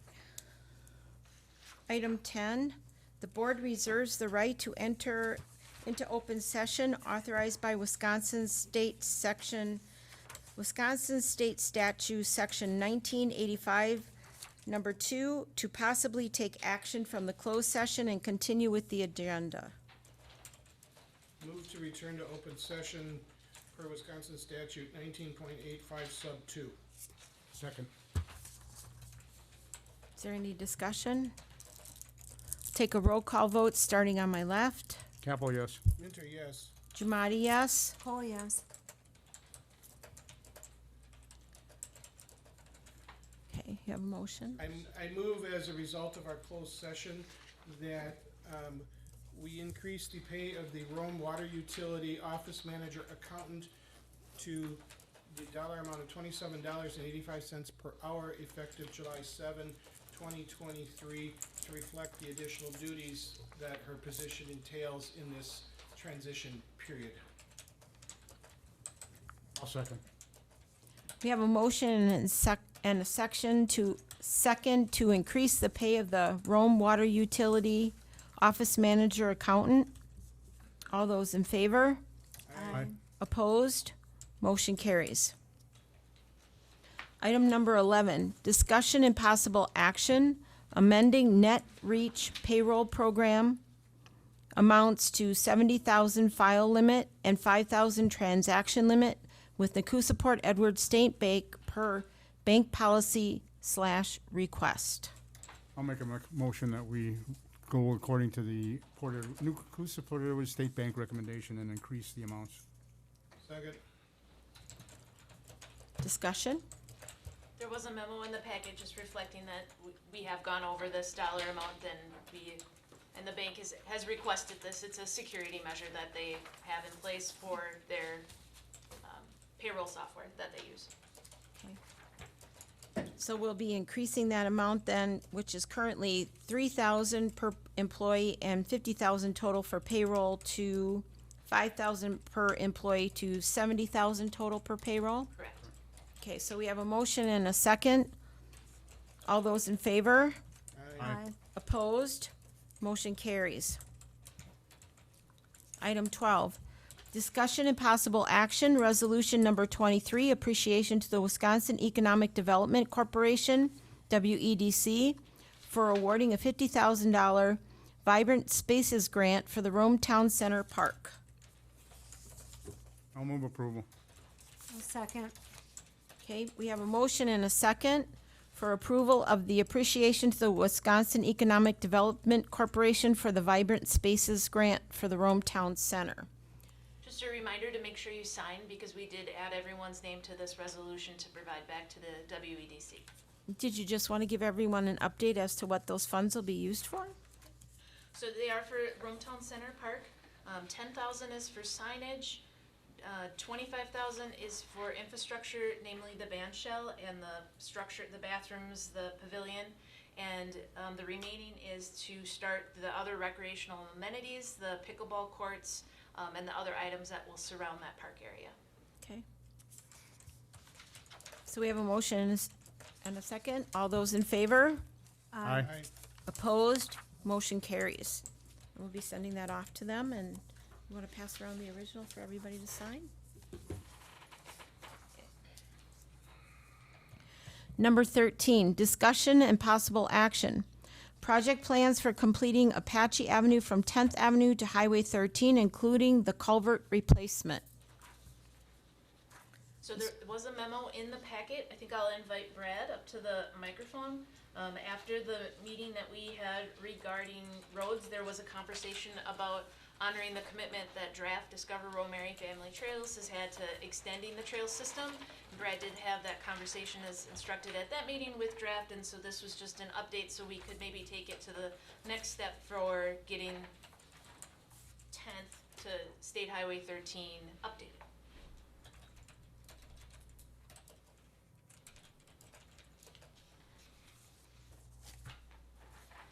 Okay, you want to get?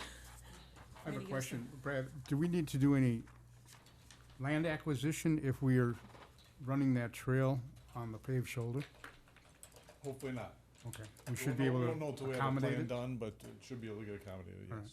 There might be some TLEs needed or, options like that, but hopefully no right away. Okay, Might be close in sections, but it because if it well, isn't- yeah, I kind of drove it, and right where the culvert is, Yeah. it starts to get real close.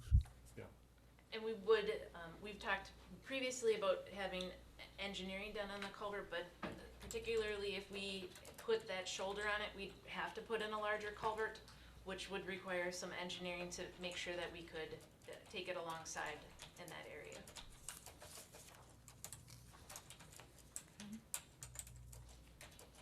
So if we agree to this suggestion, then would we pursue the engineering of the culvert? Yes, that's what we're basically looking for, is approval to go ahead and, have the culvert designed. And in we have accordance. dollars in the budget to accomplish that? We'd have to see what it would come back at as a cost and then evaluate, but potentially we So it'll come back to us once we get a price from an engineering firm? Okay. Can we get some different estimates from different firms? certainly, yeah. So what do you want from us tonight then? To have you go ahead and do that? Yep, I think we were just think looking that's- for, we wanted to follow up after the roads meeting that what was the next step and just make sure that you were comfortable with us seeking out that we can get a couple estimates from some different engineering firms and bring that back if you'd like. Do you think it would behoove us to have the engineering firm do that road work? Would they need a full plan for that road work or just for that trail piece and the culvert? There would need to be a plan also for the road work, so we wanna have one firm do the culvert and the road. Well, I think it makes sense just to ask and get a total price. Yeah. Does the board agree with that? Yes. Could I suggest that you contact Jewel as one of your engineering firms, because they did a lot of work with Linkville Lakes, and I think they've already studied that road quite a bit, so they might have some background information on it available. Do you want to make a motion, or should I? I'm going to go ahead and make a motion that we get at least to reach out, or 2 or 3. I'll move that we get 3 estimates for that project from 3 different engineering firms. I'll On that- second her motion. And that the engineering would include both road and culvert? Correct. The road, culvert, and including the path. Okay. All right, there's a motion and a second that we have 3 engineering firms give us an estimate on the project plans for completing Apache Avenue from 10th to Highway 13th, including the culvert replacement and the road. All those in favor? Aye. Opposed? Motion carries. Number 15, or excuse me, Number 14, discussion and possible action. Update on the town's educational outreach regarding recreational safety and cost sharing. Response from Tri-Lakes Management District regarding survey, postcard mailing, and decision to proceed with mailing postcard. So first, I would just start with, Jackie, Supervisor Cole had come to us to talk about Visit Rome helping with some educational pieces around boating and ATV safety. And we did utilize some resources at Visit Rome to put together essentially a themed approach of Roam safely from our police department. The logo is included in your packet. And then Jillian at Visit Rome, Some helped us put together, samples. a whole series of flyers on things that are top concerns that the boat patrol and our officers see. The ones that you have tonight, or that Jackie will share tonight, are regarding boating, but we'll also be doing ATV and other recreational items. So there are pieces that we can put on our posting boards that we can use on Facebook, maybe even have an officer provide as a reminder if they're seeing these things occurring in the community. But we also potentially will be doing some PSAs. We're gonna try and work with Visit Rome and actually have the officers film some of these items. Quick, short snippets are very popular. The TikTok pieces are very popular, and we're hoping will help some education on things that are common issues that come up. So when we look at these, you'll notice they look kind of pointed and fun because they're targeting young people. Because in talking to Officer Lobby, to Police Chief Lobby, a lot of the people who are driving the ATVs, personal watercraft, boating, are between the ages of, he said, teenagers to early 20s. So we are targeting a young audience with this. It appeals to hopefully everybody, but it is targeted to that younger audience. And the approach is to make people really aware of the safety factors, what the ordinances and regulations are about operating boats and ATVs.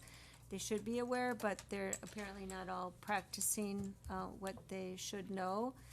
So it's just that approach to make it a fun way to remind people to be safe and behave. And then the video piece of it is something Visit Rome is looking into. These are really popular, so the idea is with the help of our officers and maybe a young actor, as it were, that we have a little video piece to remind people of these same things. So that's the initial approach. It's not, I mean, I know it's not solving erosion, it's not solving the other problems that people are commenting about on the lake, but what it's addressing right away is safety, and the town board has a obligation to keep things safe for citizens. So that's why I came forward with this idea, and we'll see where it goes, if it has an impact at all to the town. The cost is zero. Zero. So it's an interesting way to try to approach this topic. So I don't know what more I can say about it. The video would take a little longer. Videographers are quite expensive and they're contracted out. So that would be something we would work at with Visit Rome, and we've offered to help with that because safety and water is important to tourism. So that will be coming. We're talking to some videographers on that, but that wouldn't happen this year. You wouldn't see that quite yet. So that's what that's all about. And if you wanted to go on as part of this agenda item is the survey, is that correct? Mm-hmm. I was the one, I think, at a previous meeting that had suggested we not send that survey. I see a value in evaluating what people have to say about what's happening on the water. I'm just not sure now's the time for the survey because I don't know who's going to analyze the results, and I don't know what the results are going to really bring to us. And I think the state and DNR is looking into these issues right now because the problem we're having with the wakeboards and these boats on the lakes is happening at all the inland lakes. They're all trying to deal with this. They're all trying to come up with ways to handle this. So maybe they'll be able to help us, hopefully sooner than later. I see you. Just give us a chance, yeah. please. So I suggest we just push the survey back to the fall, because it's already gotten to be too late for it to have any impact this year. The only other piece that So- I mentioned on your desk tonight, I did provide, the follow-up request that was asked at a previous meeting from Tri-Lakes stating about that cost sharing of the, postcard. And I did also, include Chairwoman had asked that I, print off the previous minutes too, just as a friendly reminder, kind of as the progression of our conversation in case there was questions that came up tonight. Did any other board members have comments first here, I have a please? question. Yeah. Does the postcard give, like we just did with our survey for the strategic plan, does it just give a website that you go to answer the survey? Or is the survey on the postcard? They would just give the website that we would use, SurveyMonkey. But when we designed the survey, you do have to give your name and address here in Rome, and we would cross-reference that one survey per Tri-Lakes voting district member. So once you would fill out your So survey, it would be a SurveyMonkey address, not the town's address, not Tri-Lakes address? it would be a SurveyMonkey address, and then once the survey came in, staff would have to cross-reference that it was applicable because you're a Tri-Lakes management member and you only completed one. And who's gonna check that? Or how do you check that? It would be a Self- long process. So it's self-reporting? Yes, I mean, it is required as part of the survey, you wouldn't be able to submit until you completed a name and address, so there would be no anonymous surveys. Okay. Because if you submitted one that said anonymous, or it didn't have a valid address, it would not be It would counted. put it off, okay. Which it will also make it, SurveyMonkey is a great tool, to give you a conglomerate of information, but when you need to take the ones out that maybe say anonymous or don't, or provide a incorrect or, potentially, I'm not saying it would happen, but maybe a fake address, we will have to take that out of the calculation manually. And was there any discussion by the previous board relative to what they would do with the results, should they get them? I think they were going to bring them back here to determine what best next steps would be based on the information received. Okay. Yes, when Supervisor Cole had, I know you raised your hand, just please let us finish discussing. Came on board and brought this up. I happen to agree with her comments, as I did last year when I was elected as supervisor. What is the ultimate what is the ultimate goal of the survey? I had concerns with the questions and that it was only targeted at a certain portion of our community. We did get a response from Tri-Lakes Management that they will split the cost, but ultimately the burden of the whole survey falls on town staff. This has been going on for a year and a half. Staff has already invested a lot of time in this. We're already halfway through the boating season. As you see, we already started on a Roam Safely project. And we already know that we've, this boating weekend, holiday weekend, and over Memorial Day, we received no calls at the police station. Our officers go on the lake. The boaters scatter like the Red Sea parts. They sit on the dam with special glasses. They report what they can. They write the tickets. We prosecute what we can.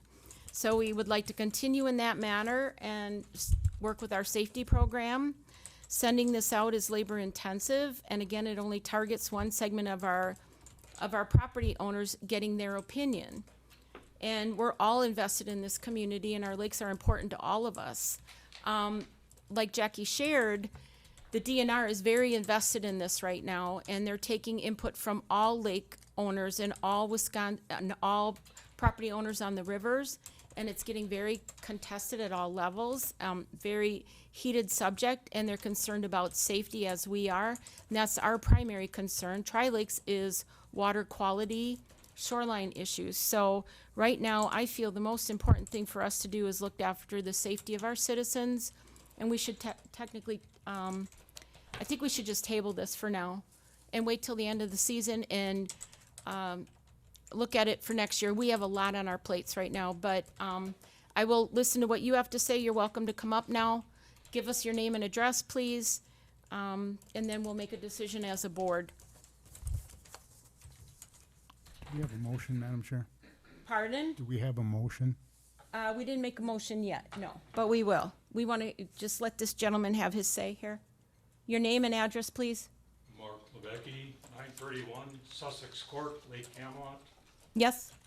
Item number 14 talks about a survey, but it doesn't specifically mention what the survey was about, which was our water safety and our wake boats, right? The survey to begin with. Jackie started talking about different things like ATVing and all, and she's mentioning they're addressing possible violators, late teens, early 20s. Average age of ATVers is 44 years old. I don't think that TikTok, and I could be wrong, targets that age group. The last meeting, we talked about this, and it was postponed to this meeting for getting approval from Tri-Lakes to share the mailing. I believe Jamie said they did get approval from Tri-Lakes to share the cost, and so it seems like we're postponing what was started a year ago for addressing concerns of the property owners on this lake, or on this, in this community. Beyond that, I think that the people that are gonna be getting the survey are gonna be the residents. No, it'll be everybody? No, No. you have it for Tri-Lakes only. Only Tri-Lakes. Only Only Tri-Lakes. That's why I'm a Who'll be little getting bit, the survey? I'm a So little when bit- you say Tri-Lakes, who are you referring to, Bill? the Tri-Lake Tri-Lakes? property payers. So there's on your tax bill, if you belong to Tri-Lakes, you have an assessment. Those are the only people that are getting the survey. So everybody who owns the property, pays the Tri-Lakes assessment, will be getting the survey. That's the only ones that are getting it. Even if they're living in Illinois, Minnesota, wherever they happen to come from. I don't know. I wasn't That's what I part of wanna setting know. this survey up. Because we heard this weekend, because we had a lot of people on the lakes, that we had some incidents. And I didn't know that they didn't report it. One elderly woman, I'm guessing about 55-ish, was knocked off her seat on a pontoon boat. She was okay, we heard about it, it was okay. Kids coming off of tubes and skis, that's okay. And they did specifically mention wake boats. Well, But beyond that, we know that a lot of the people that have shorefront property, which is now what, average $500,000 properties on the lakes, are experiencing erosion. We know what the effects of wakeboards are, not just to the shores, but to the bottom of the lake, because of the turbulence that they create. We know we have a problem. To postpone it another year, I think is irresponsible, my opinion only. And you said what the ultimate goal of this survey was, it's water safety. And maybe it's also financial for everybody who owns property on the water, on these, within the community. So for what it's worth, please consider it.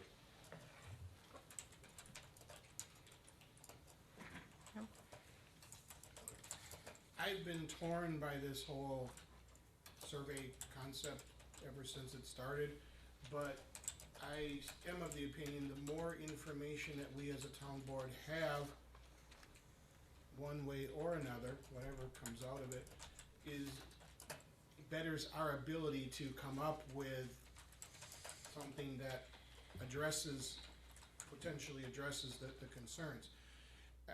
We've talked about this survey for a year. We've spent a lot of time refining those questions.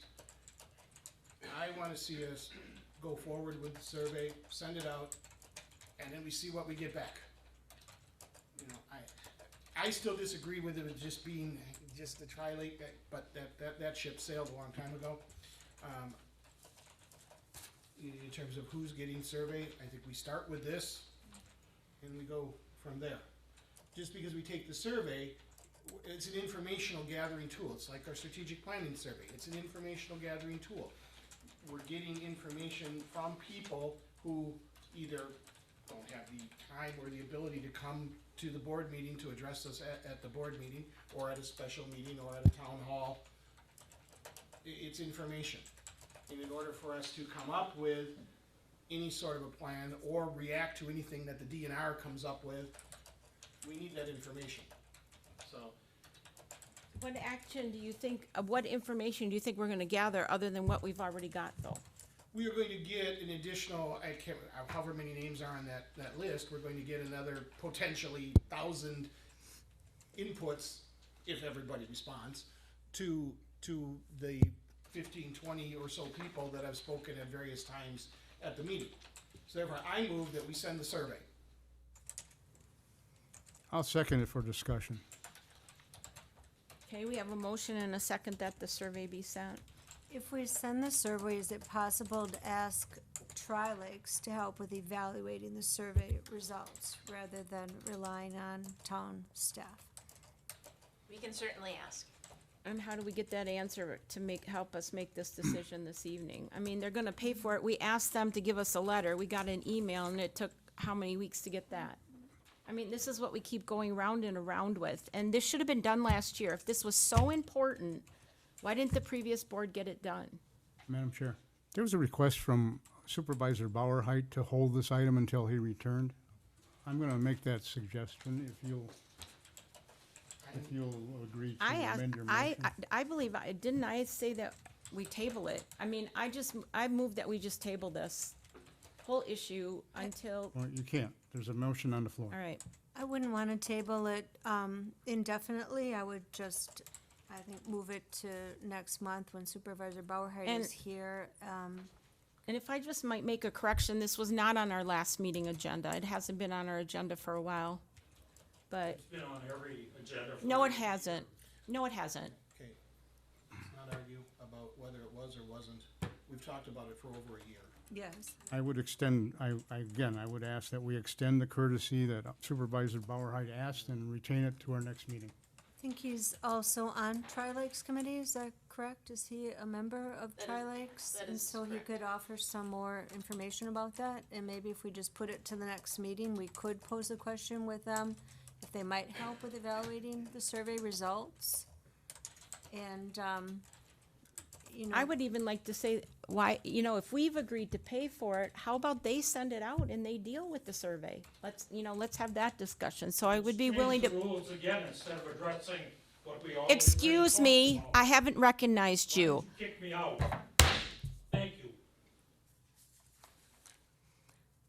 So I think If this you look at is, the agenda, oops, this is getting a little contentious for us survey. I don't think it's worthy of this type of, animosity or contentiousness, and, I'm always willing to shift positions, go one way or the other. My idea was to approach safety, but, and I know I've expressed to rescind the survey, but if it's that important to members of the community, I represent members of the community, and so I would say with these considerations of Tri-Lakes paying their half for the survey, but it would be nice to get some help to evaluate the results, whether it's them, as I don't know who is going to do that here and formulate that into a logical document that we can use.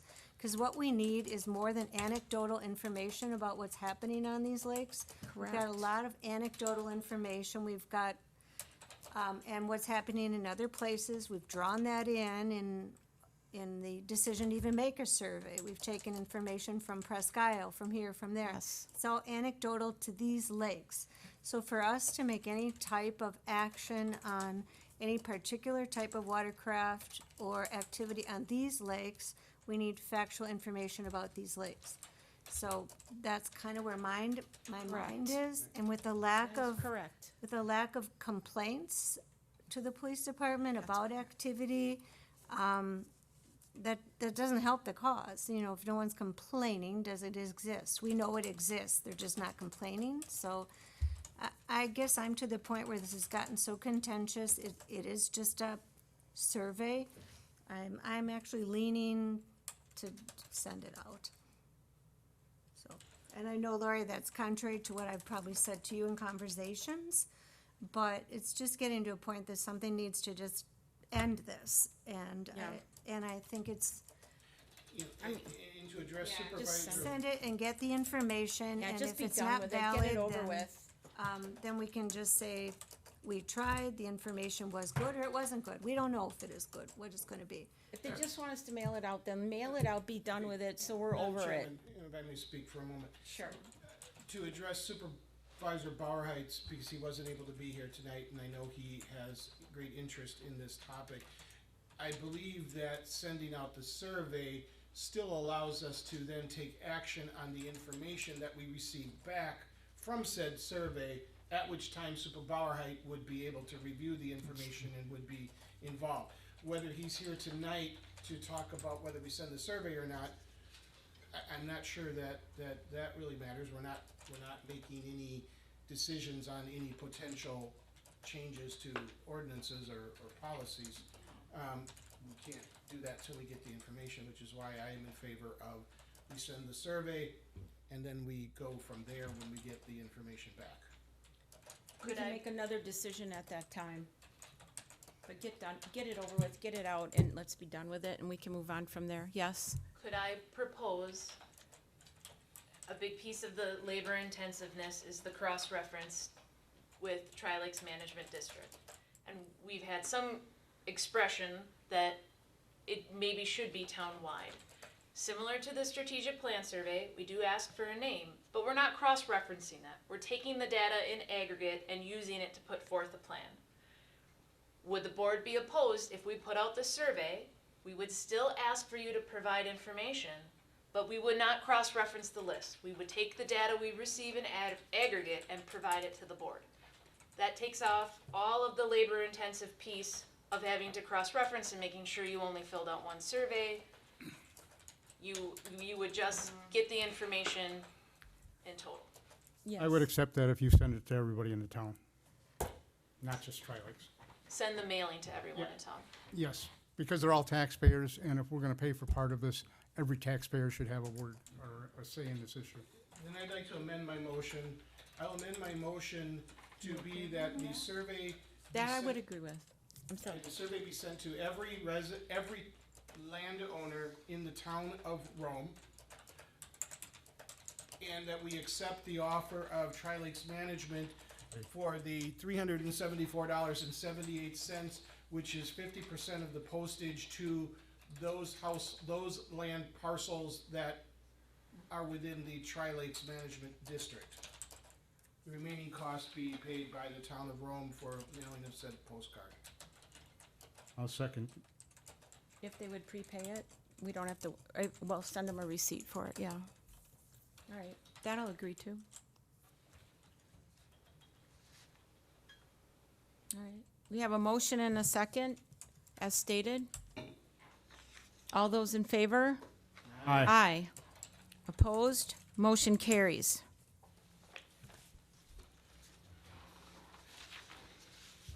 Discussion and possible action. Update on deer concern and potential abatement efforts in partnership with Central Wisconsin Urban Deer Hunting. I just wanted to provide an update of where we were at with the Central Wisconsin Urban Deer Hunting Group. There was a memo that was provided in the packet and a tentative map. Just outlined that Dan Hobbs is the leader of that group. He does work with 4 other municipalities here locally.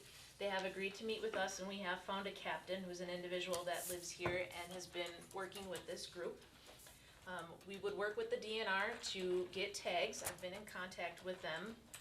They did reach back out and just stated that on the proposed map that I gave, there are 2 areas marked that are state land, and those likely would not be open because they have to remain open to deer hunting per being owned by the state of Wisconsin, but certainly would be open if the board thought that there was additional areas. In having the conversation with Paul Ballart from the city of Wisconsin Rapids, they use heavily their city of Wisconsin Rapids owned land in order to do these calls. So working with the Central Wisconsin Urban Deer Hunting Group, if you wanted to participate in the hunt, you would have to take their target class and training.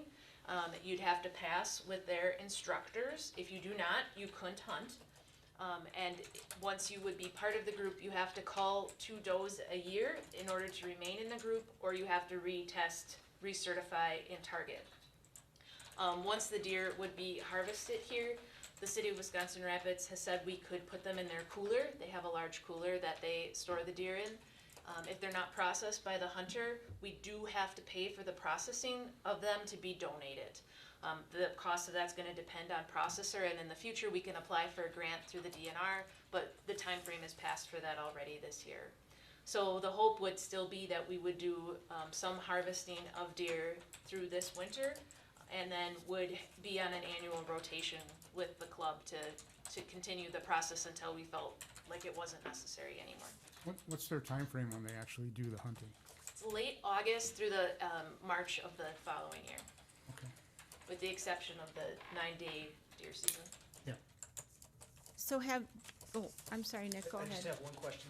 When the city had extended that as a possibility to use their storage areas, do they have a time period when they would need that? So is there any kind of consideration we need to give to their needs and potential capacity issues? Should we put, we don't want to coincide it if they're going to be at capacity for a period of time. Paul didn't seem to think it was an issue. Apparently, the refrigerated cooler is fairly large. It is not utilized it's only utilized by the city for this piece, for the harvesting. And given that the hunters usually process the deer in a fairly regular rotation, he didn't feel like it was an issue, and if it was, we could address it at that time. Okay, thank you. And then this meat is processed and donated to needy families and homeless shelter, that sort of thing?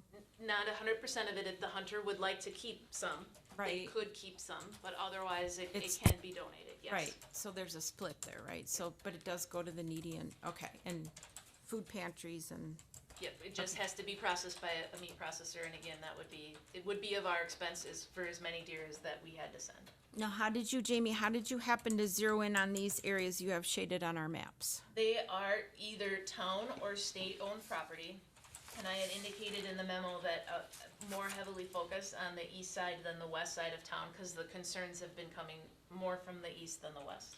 And how did you happen to, so these are folks that we've talked to, like, that had talked to me or other supervisors that, Or That's come what- to town board meetings. and expressed that that's where the concerns were, where the deer were congregating? Yep, but again, all the property that you see highlighted in purple is either town-owned land or state-owned land, and again, state-owned land likely would not be an option. So, if there are, because of our more dense population in that area, Right. it's also a little bit more difficult to find a piece of land, right, that's not more residential in nature. But the folks that had like the peninsula area and that, where they were having them congregate and creating the real problems, you've covered that as well, though. So peninsula area, I'm thinking more, that would be the county-owned land, because they're getting out on that isthmus out there, and Right, where the they- other, Sherwood Forest is also highlighted in this area, that would be town-owned property, about 15 acres in there. All right. And some of those men are marksmen, and they know how to get in that area and really get at them, so. Again, if you do not take the class and you do not pass you cannot participate. Right, but like the captain and that, those men have done this for quite a while in the city, so they know what they're doing. Yes, the city speaks very highly of the group, as does Right. the DNR. Do we have a cap on the number of deer harvested? It will be the number of tags that are provided by the DNR. We don't have that number yet, but that would be the cap, as many tags as the DNR would provide. Is there some type of notification to citizens living in this area, making people aware that this is happening, or is that needed? It is needed and would be released on our website and Facebook page when we know it would be occurring. As we probably would also release, if you wanted to participate, this is when they would be holding a training here in if you wanted to be a hunter, how you could hunt. And is there also any component to this, along with it, when we had this study from UW-Madison, they had a lot of information about feeding, and attracting deer to your property, to kind of get that piece out there to remind people it's not only not advised, it's not legal, And not healthy for the deer. and not healthy, to just kind of help from that aspect, so this doesn't continue to happen. It's a good coincide when we would release this information to share that also, yes. And she did have that piece you created, or we had. We have a brochure, which we don't keep copies readily available, but when requested, we do share copies. I think DNR has really nice ones too, Yeah. so. Okay. Somebody want to make a motion that we proceed with this? And I don't know if as long as, I just really wanted to provide the update tonight, and I would continue to provide updates as we got more information, as long as we continue to be comfortable with Is what's there a happening. cost to the town for this? The cost would be in the meat processing. If the hunter doesn't take the deer, the processing cost.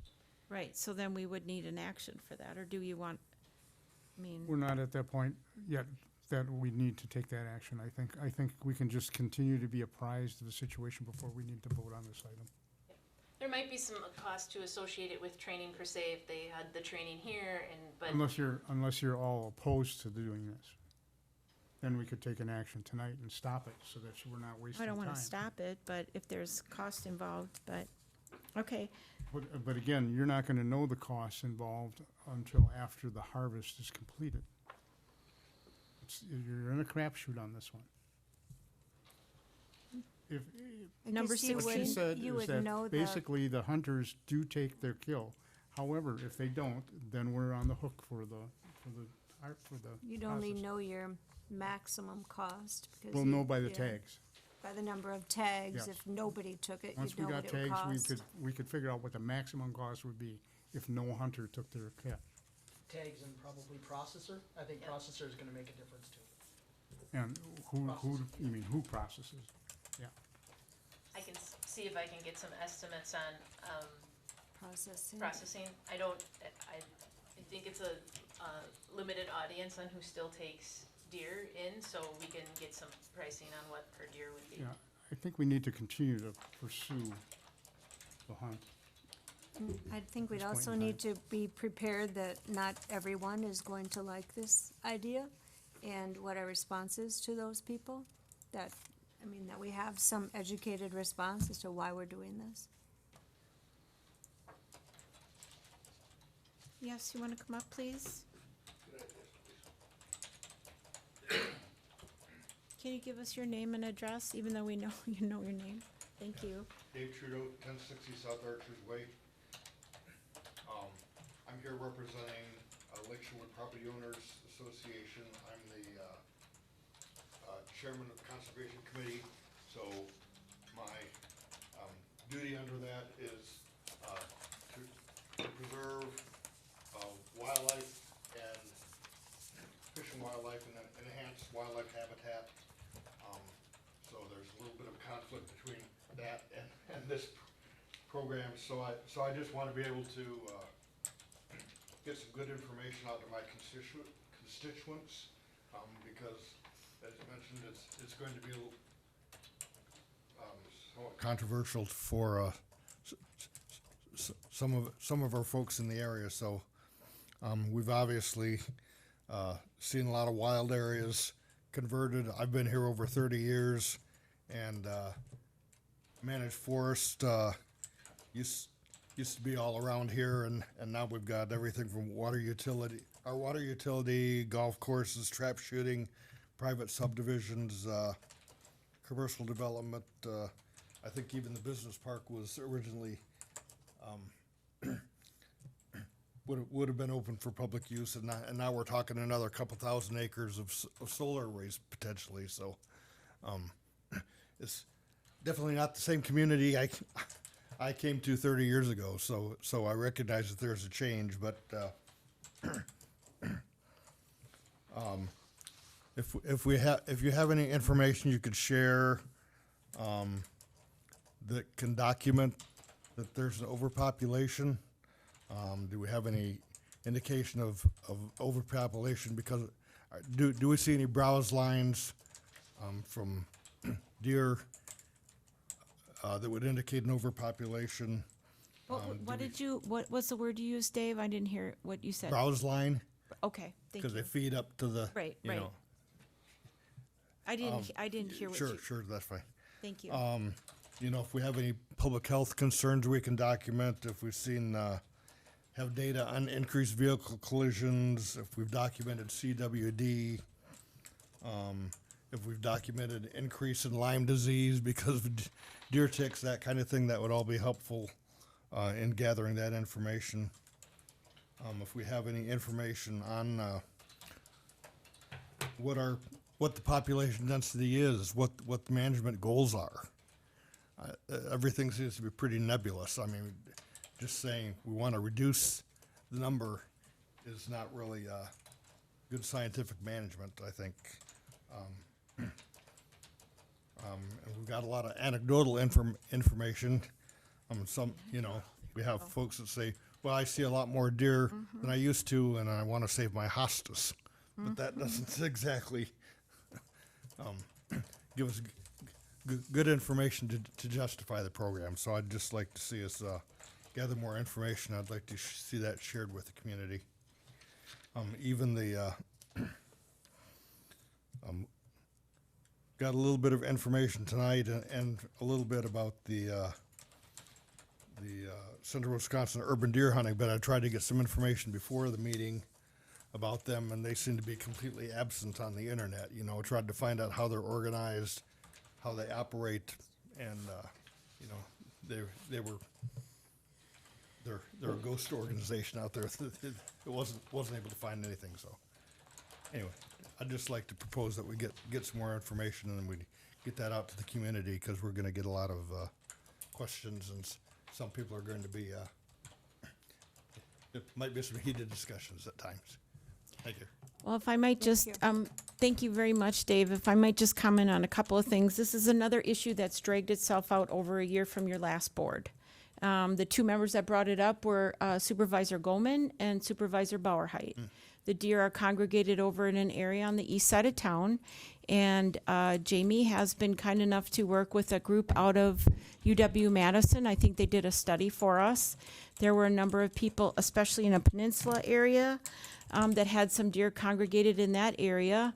We know that there are some people that had grave concerns, and some that are actually located on Sherwood that came and spoke at several town board meetings regarding them eating their shoreland plantings, that they tried to restore their properties right down by the lake, and had actually spent a lot of money on those shoreland plantings that groups like yours have asked them to replant and save their shorelines. So the deer are eating those. So, you know, you're caught between a rock and a hard place. Either you know, so I mean, the deer are eating. I totally agree. I mean, and I'm not really happy about this either, but the deer apparently are congregating in these areas, and so it's something that the people asked for, and there's a lot of deer over in this area, and so it's an issue that, again, it's some of it's anecdotal. They move from one area to another. They're in the cornfield. They move over into the neighborhood, and they kind of move their way around, and they're eating people's flowers. And we live in their area, and they move into ours. So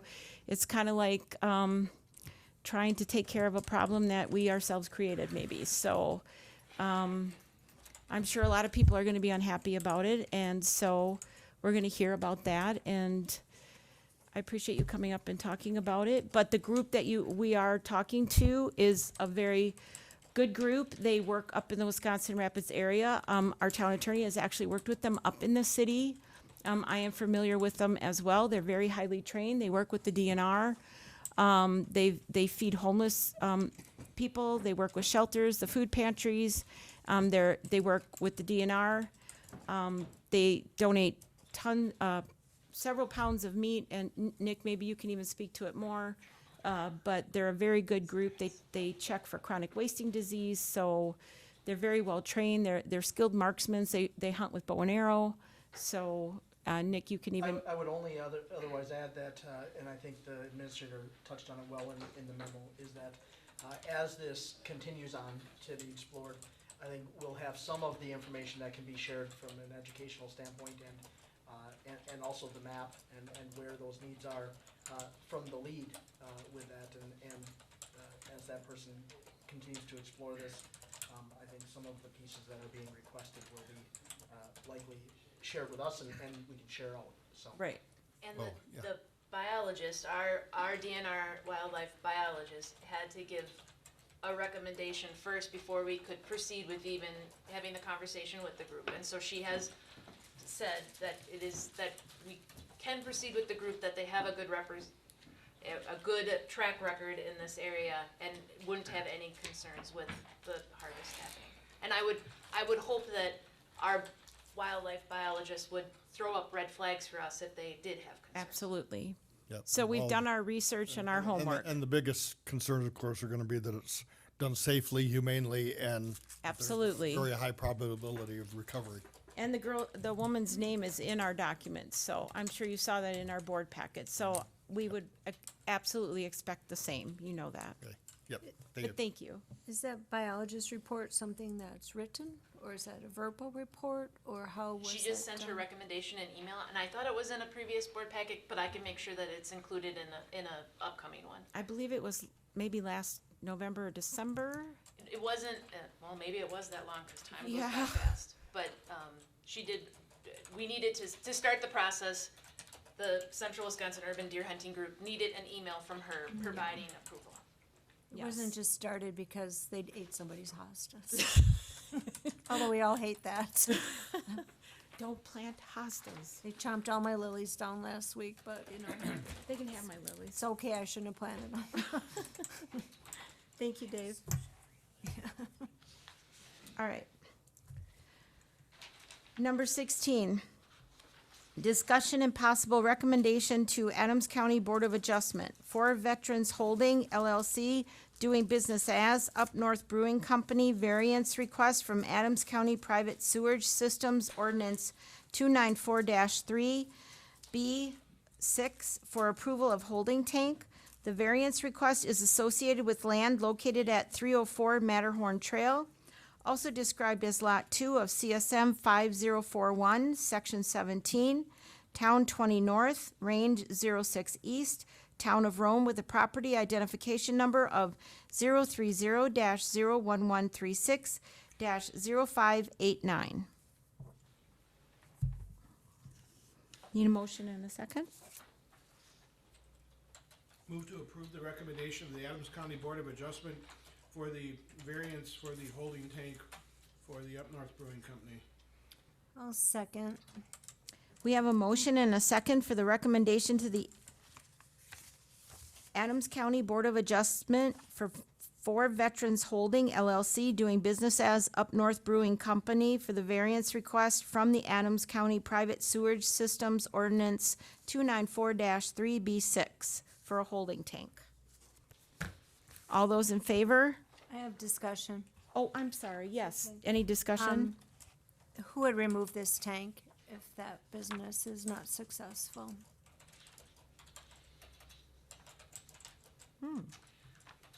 So the reason for the variance is because Adams County wouldn't otherwise allow a holding tank for new construction, and it would be for high-strength waste.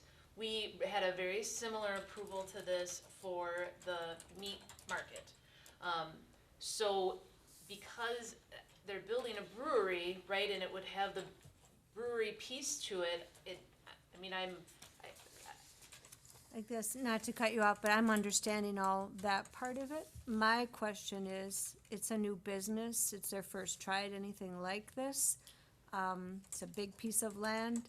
If this business is not successful, then what happens to that tank? It might be a simple answer, I'm not trying to create a problem if one doesn't exist, but I'm not going to say that I have the answer, other than, you know, the business could close and the tank remains. However, just remember that this is a recommendation, just like any variance that we have with the Board of Zoning Appeals. A variance can have conditions, and so part of this recommendation could also be a recommendation that there be some consideration, maybe a condition placed on the approval for the variance, that there be some kind of removal of the tank, or at least an environmental, kind of a step, whatever that may be, to ensure, safety measures should the business, no longer be operating. Well, Or a and it plan. would all depend on what, if the business was sold and somebody else came in that was running the same type, then it would be a moot point. And again, this is just a recommendation, but then they could consider that, so it could be put as part of your recommendation. Right. That they at least put a consideration to that, and maybe they would then impose a condition I like that for idea. approval. I like that idea. There's gonna be things like with the meat market though, that are set up to go into that holding tank. So if it was operating as almost any other kind of business, right, there would still be piping would go into that tank. Yeah. That I think would be the hard part, where even if it was sold and not operated as a brewery, there's gonna be lines that go there unless they would totally not use those pieces. And I think that's where you put some recommendation that has some environmental assurances, because it's probably not going to just stop Right. being used, right? It's, the business may stop, but that'll still be in place, so it might be some kind of environmental assurance step that takes place if, the business, ceases to operate, something along those lines, if you wanted to, in part of your recommendation. So there is a sheet that was in your packet, that would need to be signed actually by the clerk and by all of the supervisors, and it suggested conditions if approved, and that could be added, and we could write that on there for signature. Oh. Yeah. Yeah, and it says right on there, abandonment contingency plan, so it's already on there as part of the installation of the POUT system. Right? I know there was a contingency plan, I don't know if there was an Well, abandonment. Yeah, there's the an abandonment's yeah, right is. above it. Oh, yeah, Abandonment there plan it is. there. Okay. If the, According to the, if it is permanently Administrative taken code. out of service, Yep, it's the there. following steps will be taken. Yep, it's there. yes. Be disconnected and sealed, It's but there. the tank and the tank It shall is, be although removed and properly disposed of. that's if it's completely abandoned, right? So a change in business, though, the business type, isn't going to trigger that, is it? I wouldn't think so, I would think that's if it's Almost Totally like not in decommission, use, right? yeah. And Yeah, things if it's permanently taken out of service, I thought Supervisor Cole was referencing, like if if they the stopped business- using it, right? They we- go out of right, business we and wanna now. see, we wanna see successful business, but if they went Right, out of I'm not business, thinking they will, but it's a risky business. It's, so I viewed what Supervisor Cole was referencing I see what as you're something saying. that was, kind of intermediate in that, and just to assure some kind of, environmental safety was taken into account if there were, to be a change in business or. See, I think like Jamie said, it's very similar to the meat market. It's just it's like an oversized special holding tank, but it would operate like any other holding tank if a different business was in there. And if it sits empty for a while, then it would just have to be like maintained for a new business to open up. would it be an asset to the town if the town were to end up owning that land again? Would it be an improvement to that property, or would it be a negative aspect of that real estate that tank is there? I would note we have several tanks on this property. Well, you see, I'm new to things. I look at things from a very I don't know how to describe it, way to avoid problems in the future. So I if see it the as rest a- of you feel it's not any type of big deal, I've just expressed my thoughts and can move on. I would see it as an asset myself, but that's just me. Nick, being on the plan commission, I mean, I see it as an asset if we would, but that's, Well, I would think if there's a holding tank on the property, if the property ceases to be a brewery and becomes something else, the fact that the tank's already in the ground probably helps with the potential resale of that property, because the new owner wouldn't have to put a tank in, because it already would be there. Well, and that, again, this would But- only be We're hoping the brewery succeeds. Yes. for high-strength waste, like the bathroom waste is gonna go into a holding tank in a drain field, right? They're not putting all waste into this tank, just the high-strength waste, cause it is impossible to go through the drain Right. field. So you'd have both on the property. I don't know that it would diminish the value of the property. I mean, when you think about it, all of us have a tank, right? We all have a tank in our yard someplace, and it doesn't diminish our property.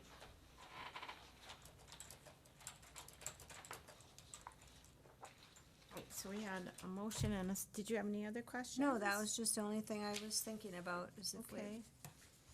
it was abandoned, Any what's other gonna happen? questions or comments? So we have a motion and a second. All those in favor? Aye. Aye. Opposed? Motion carries.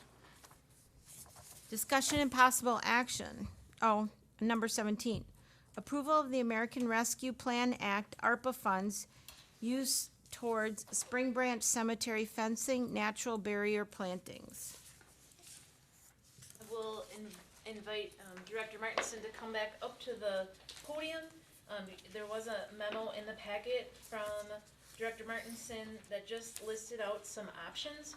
I think there was also some photos, and Brad, stop me or add in if I miss anything. But in discussing the fence, particularly along that west side, the pines there are so large, we'd have to cut, right? And they do add a nice barrier. I'm not sure we wanna cut them for the fence, and so that led to the conversation, is there other landscaping options that maybe we want to utilize? And there was a couple that were included in the memo. And thinking about that east side and maybe the back side for what those potential landscaping options could be. Just maybe I've missed something, but why do we need any kind of fence at all? What's the purpose of having the fence if it hasn't been there before? Or was it there before and it's destroyed? No, only the There's fence in never the been a front, fence. yep. I think there is a concern about some neighbors, coming in and out of that property, utilizing it more regularly. Personal driveway for their camper and truck. There's pictures of abuse. And there's no question that there's a informal ATV trail entering from the southeast corner. This one, right here. There's no there's a beaten pathway, you can see the tire trail. Yeah, I think it's actually from the, what do you call those, community associations? It's their community property down there? What do they call Yeah. those, I don't know. where the subdivisions own that stretch of property? Yeah, Yeah, common. like a beach, a common area. So if someone's using it and they shouldn't be using it, that just can't be stopped? No, No, they they can't. can use that. No, I don't mean that one, the previous one where they're having a camper I can- there, or whatever you were suggesting they were doing there. They've been warned and it's been tried multiple times. Okay. And they pull their camper in and out, use their truck, and they use the driveway of the cemetery.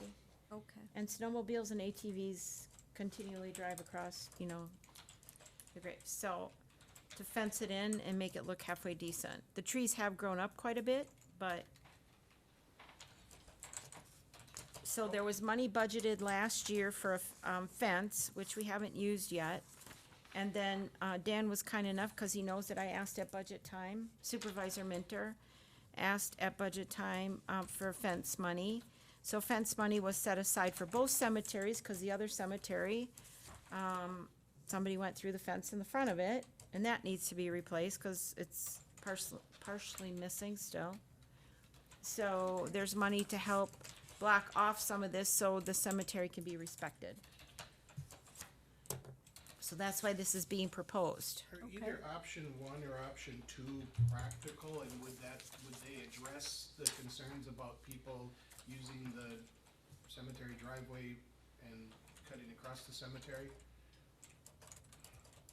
Short of putting up fencing and cutting down trees. I don't think any of us want to I didn't want to look at cutting down trees. I was just thinking, how do we delineate,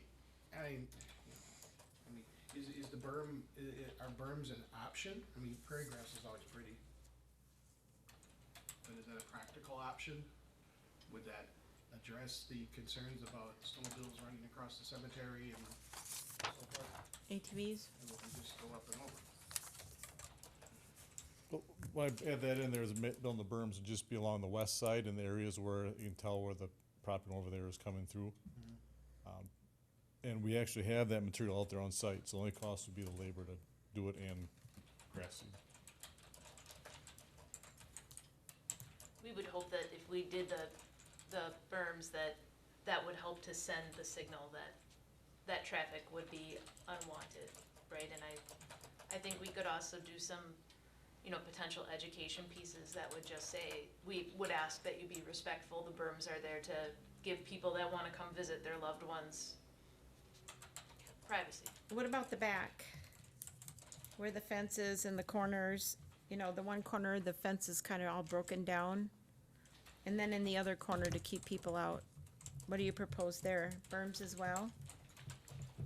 That's up to the board, whatever they'd like to do. If you wanna put fence through there, might wanna note though that on the southeast corner, our road driveway is only 3 feet off the property line, but on the southwest corner, it's 12 feet off the property line. So that road angles and it gets very tight in the southeast corner.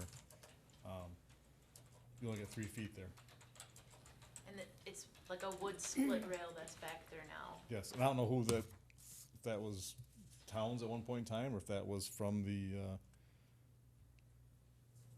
property owners, or where that came It from. looked like it was put there to stop any property owners from the south from traversing into So the it's just a roadway. matter of cleaning it up then and taking it out. I would suggest that berms aren't possibly as easy as they sound. They're piles, would these be piles of sand or dirt? Well, they'd be sand that's out there on site, Sand that's already there? and then we cover them with black dirt, and it says here, we can seed them with grass, or prairie grass, or, That's quite the process. You don't need dirt to grow any of that actually, but, because otherwise it'll just be piles of weeds. You know what I'm saying? I'm not, it's a process to build a berm and know what to plant on a berm, to have it be an attractive berm. And maybe you know that process, I'm not saying you don't, but I would just wanna make sure that you did, so that we just didn't have piles of sand with weeds growing on them, because that doesn't sound very attractive to me either. And then I guess that my next question would be, you're most familiar with this, and you put this together. What is your recommendation? Which of these options do you think would be best serving what you need done there? that's all up to how much money you wanna spend. Well, if I'm saying it's just asking, if you have you're not paying for it, what you can just suggest whatever you like, what do you think is the best option if you had the money to pay for it? Personally, I like the idea of the berms, cause it can blend in, it can naturally grow in. We already have brush that grows naturally wild along that side, and this would eventually, could brush into and look like the rest of it. Okay. Along the west side. Now, the south side, that all depends on what, everyone's opinion are, whether they want a metal fence down there or a split rail fence like's already there. I think it'd be tough to plant trees along the side or any sort of shrubs, because the fact that it does taper down to only 3 feet on the one corner, it's very tight. I guess when I know I'm jumping ahead here, but I guess when I look at $12,000 for moving rocks from one place to another in front of the building, and then to just buy a fence to frame in our cemetery to make it look halfway decent. I don't know. I'm with Jackie, I guess, you see berms all over and the weeds growing on them, I guess I would like to see us invest in our cemeteries a little bit more. The new Rome Cemetery needs a fence, and I think this one needs to look a little bit more decent too. And New Rome isn't on the agenda for tonight, I but know that, I'm just the- mentioning. Yeah, the other piece about the fence there is, given that it is older and it has some damaged parts, I don't know that we have the same concern because of where it's located off Right. of County Road Z of the crossover. And so does it just best suit us to take that fence out Right. and leave the arch was established there that says New Rome Cemetery? Because I don't know who we're keeping out with the fence. Or keeping it, whichever way. I was just using that as a comparison because it just seems to me that, I agree about the berms. I don't know about spending money on rocks. I don't know. Split rail fence, they rot. trees and brush, deer will eat.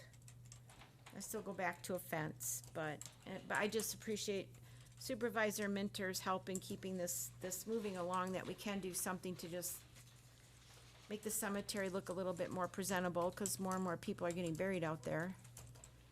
And the fence in the front, the gate still needs to be fixed. It's dented up pretty bad, but that back corner there, I see where now with the line on there, it does look pretty tight, but that should be closed off too, just to keep people out of there. So I think if you bring a fence around there, I don't know how you could wrap it through the corner, but I don't know. So which of these options keeps the immediate problem of the people that are encroaching from not being able to? The berm The berm? on the west side. Okay. A berm? Takes a berm? Yeah, you can't get over it. Yeah. With this trailer. Or you can probably climb over with this truck. Fence would Depends keep how high- everybody out. Depends how high it is. Wouldn't a fence keep everybody out? I mean, if you install a fence, it keeps people out. It's not gonna run over a fence.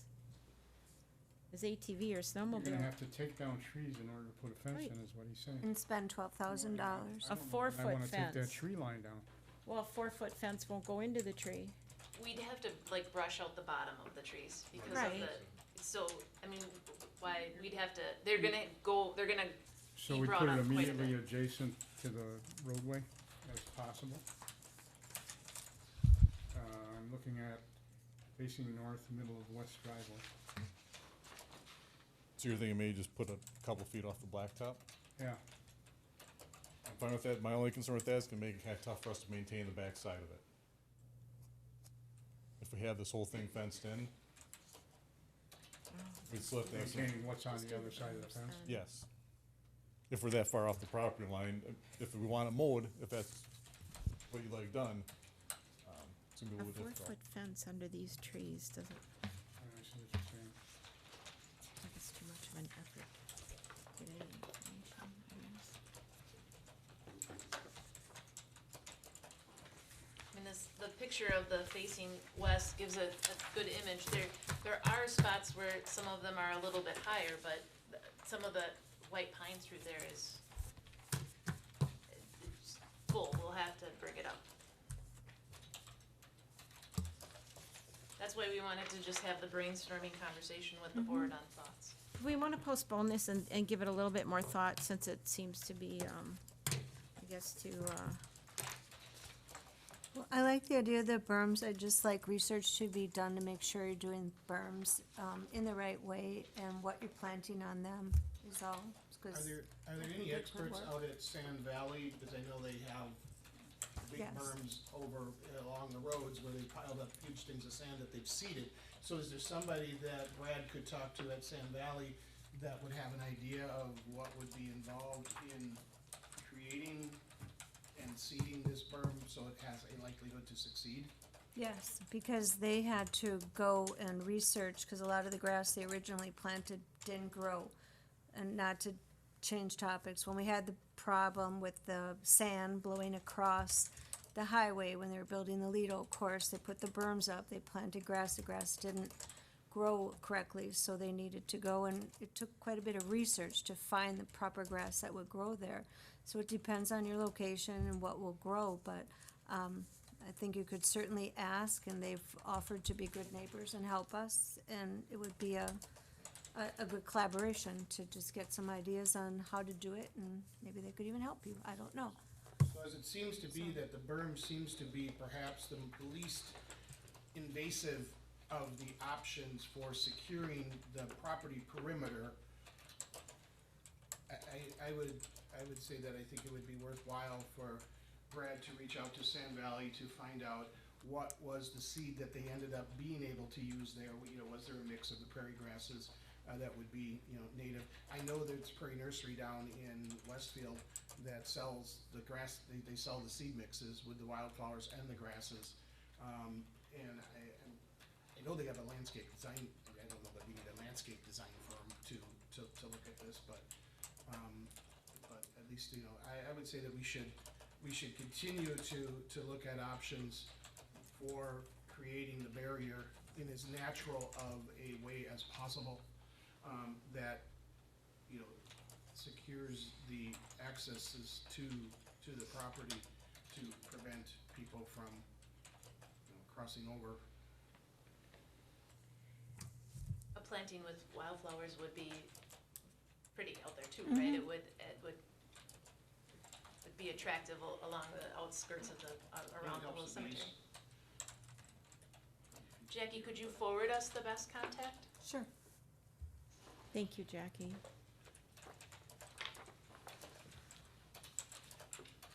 So we'll wait on this one then, until we get more. Thank you, Brad. information? To a future, refer to a future agenda. Yes. For update, maybe in a month.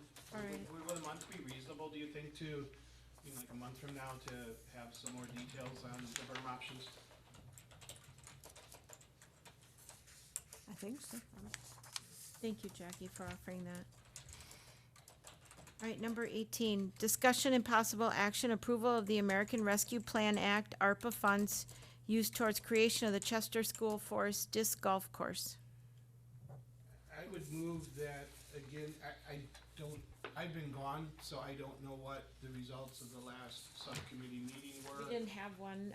I was out of town and only 2 people were there, so they didn't have a So- quorum. I would move that this be tabled till a future agenda, to allow the subgroup, the subcommittee from the Parks and Rec to get further plans. So we just keep bringing it back up periodically Okay, and then wait for a report. Or I move that we wait for a report from the subcommittee And what their needs are. before sounds fine. any action on this item. Okay.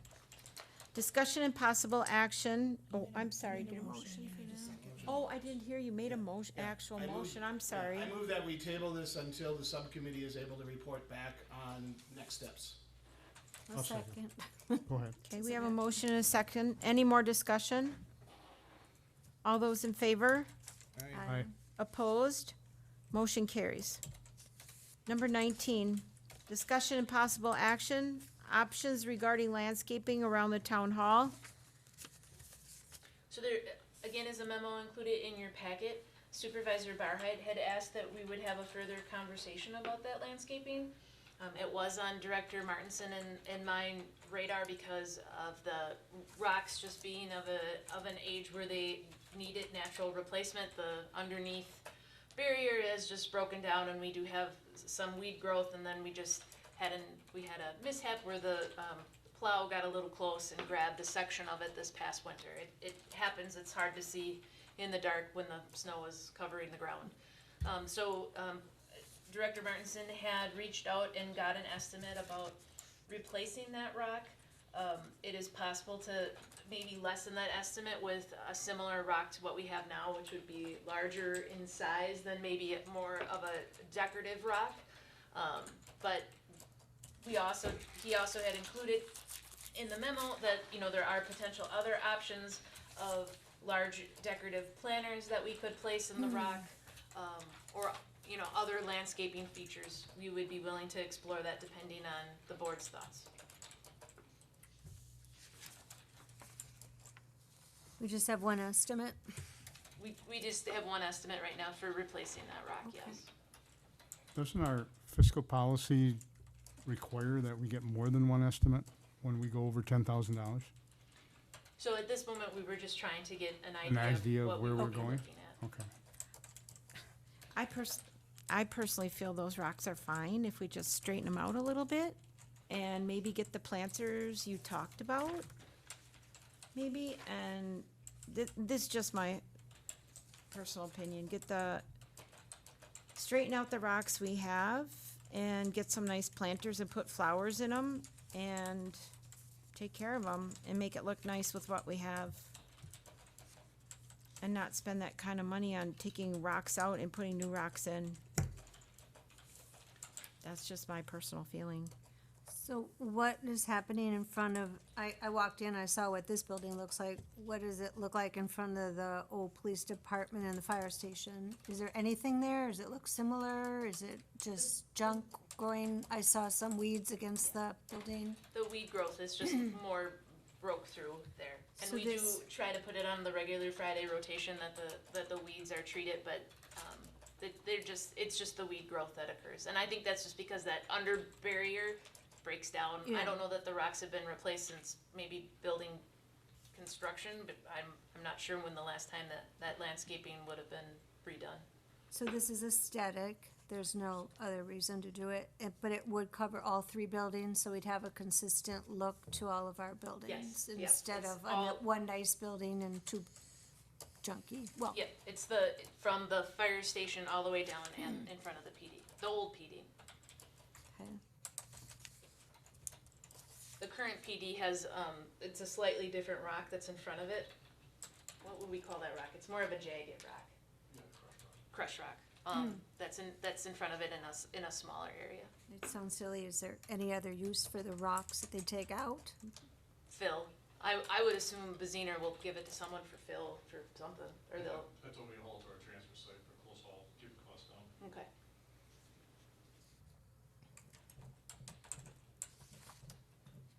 And planters could be down the road, so the first step is the perimeter of the building. Planters are sometimes a problem, again, because people have to maintain them. The planter's only pretty if it's watered and maintained, so it's work for somebody.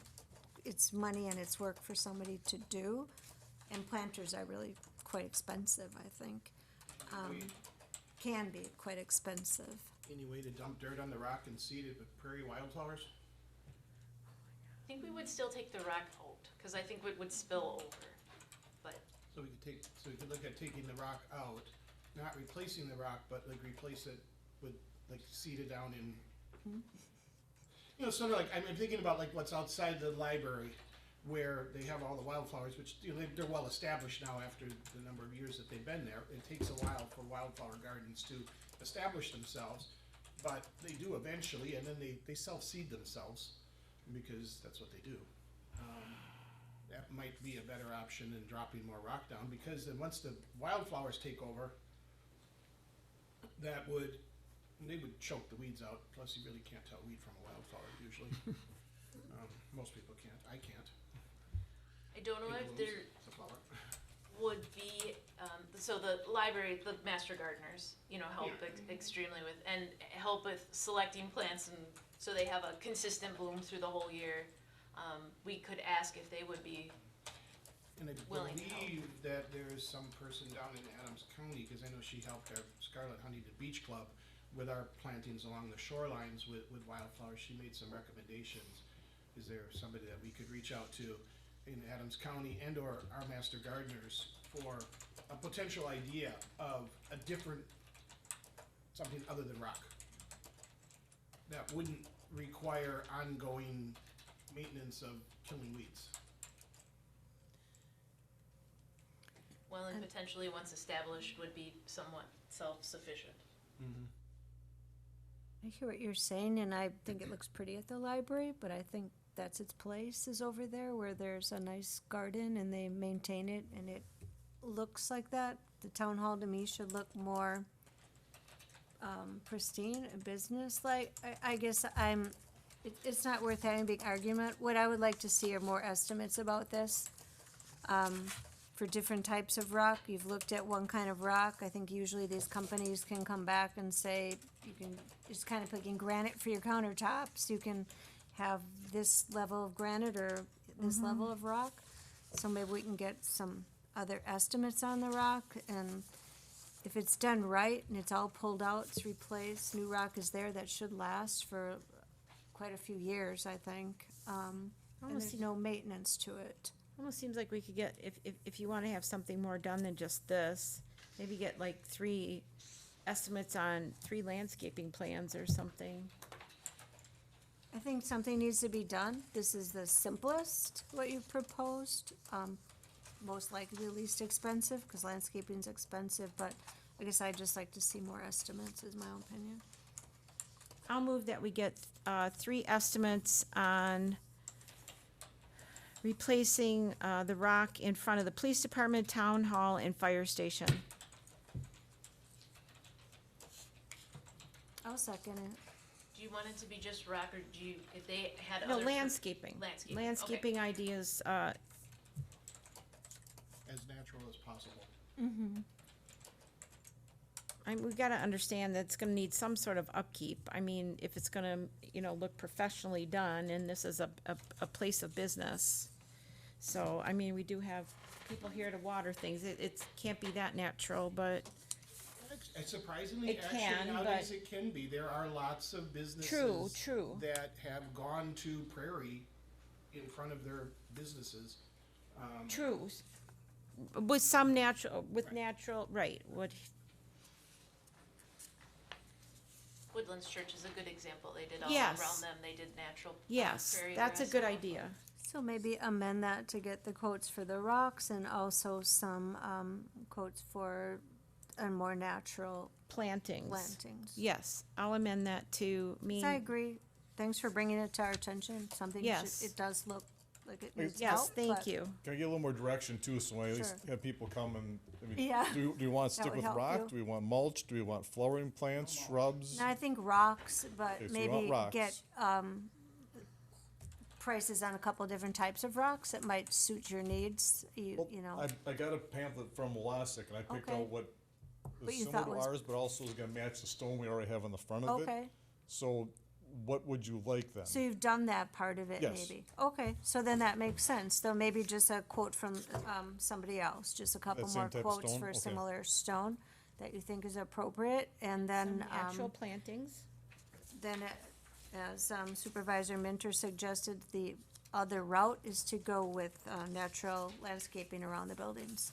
What that would involve in costs, which might be more difficult for you to do. But that's, Just, I will say, keep in mind, it's probably not gonna happen this year then, get the work doesn't done. sound like it. The rocks could, but. Yeah, rock's good, but I think The other. a couple probably contractors I've wouldn't. talked to, not gonna happen. We didn't have it budgeted for this year anyhow. That's true. We could budget for it if it did occur in the spring. It just. But that's, yeah, that's okay. So Where we do did it you- right and that we don't have to reconsider it, but, Where'd we have the 12,500? We were gonna discuss if building and grounds, and we didn't know what the estimate would come back at either. We just wanted to get a number so we knew what we were talking about. it's a good starting point, and you've got good information, we've got an idea what it'll cost, we'll get comparisons to meet the need to have multiple quotes, and, take it from there. Okay. Does that make sense to you? Okay. Okay, thank you. Okay. So we have a motion and a second to get 3 quotes. All those in favor? Aye. Aye. Opposed? Motion carries. Number 20, discussion and possible action determine dates in July or August for the town board planning retreat. I had 2 dates that I found, a couple of people are only available for in August. July is completely apparently out of the picture. So I'm offering up August 14th or 25th. Neither. Are you serious? I'm serious. I studied services no. on it. Neither would work for me. When does school start? We start in service, I start administrator in services on the 7th of August, the teachers come back on the 21st of August, and then in between I have other, did you say the 14th of August? Yeah. It's a Hold Monday. on, let me look. I was just thinking if we got it before school start, that was. Theoretically, the 14th of August would work for me. We'll take it. We don't know about Supervisor Barhart unless you reached out to him. Not yet, no. But for 14th right is now, fine for me. You said the Yeah, I 25th know. was the other Oh, wait, the choice? 14th, Yeah. 13th. Okay, that's a Friday. Yeah, 14th. That Friday, I don't have my teachers around, I give them the day off. So yes, okay, I'm sorry, I misspoke. The 14th would theoretically work, the 25th would theoretically all work. right, and then I gotta I get need Bob, to know what sooner about you, rather Bill? than later. I'd prefer the Monday, but I can be available for both. Awesome, so I just gotta get Bob yet. Jamie? I can make either work. Awesome, so now We're we just, looking at 8:14 or 8:25. Is that correct? Yeah. What time, would this be a morning or an afternoon, or is that to be determined? well, like later morning for like about 3 hours. Awesome. Perfect. Do we, are you thinking about a location? Yep, and Yeah. I've got one, I'm just gonna zero in on it and make sure it's gonna be still available. All right, thank you. Number 21, discussion and possible action, determine date in August for the strategic planning half-day. Number 2, direction and focus. I did include, tonight at your table, just a little bit more about, Monday's day, and then again, our plan, our timeline, with noting our Monday, July 10th, and then our next phases for the strategic plan. Again, I just think it's helpful as we go through the process to mention where we are in our path. I did include in the memo too, we had 342 responses as of Monday to the survey, so we're having a good response. I was gonna say, is that good? I don't know. How many did you have last time? Oh, I'm sorry, I didn't look before I came. Okay, no, that's all right. But Bill was also very impressed. He was, Okay. it I was, think that's for a mailed response, that's real good, or for a Good. yeah, in the first, notice response, yeah. like 48 hours, we had almost 200, so it was well received. So after we have this session on Monday, how long does he need to prepare whatever we'd be doing at this next session? We were thinking the early August timeframe. I know everyone sort of, I know Bill said he preferred the Monday, but if we know the 14th and the 25th work, could we just pick whatever would be the opposite one that we didn't take for the retreat? I'd be in favor of that. That'd be perfect. Okay. Always thinking, Jamie. So in other words, you need to find out if Bob's available on both the 14th and the 25th. I can email that and then we can, if we have them all Can held you in a email calendar. them that right away and then get a response? That would be great, because then what we might do is just do our retreat on the 25th and have the second half of strategic planning, and we can do like a summarization on the 25th as part of the retreat. Yeah, I'll see if he's available for the 14th. Awesome. And the 25th, yeah.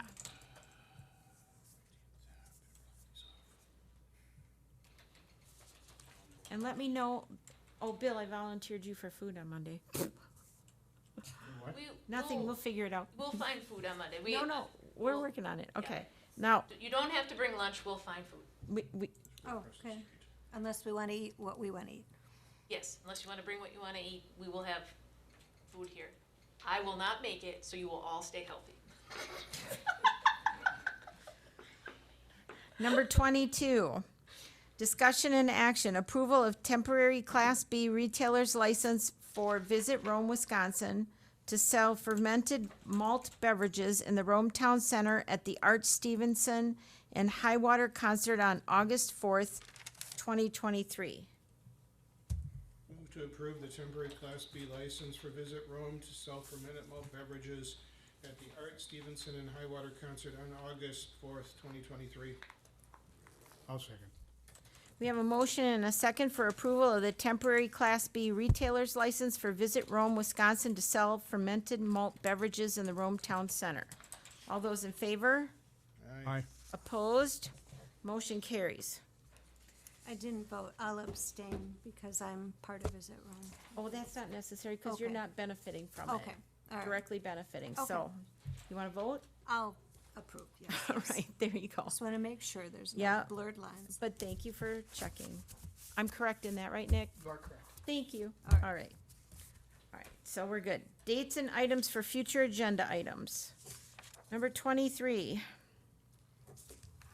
All right, so we have anything? Yeah, we'll put that on there. Well, I'll just give it as enough, yeah, that's good. All right, and, We did, we've been working with General Engineering to put out those bids for the water main expansion on Timberline.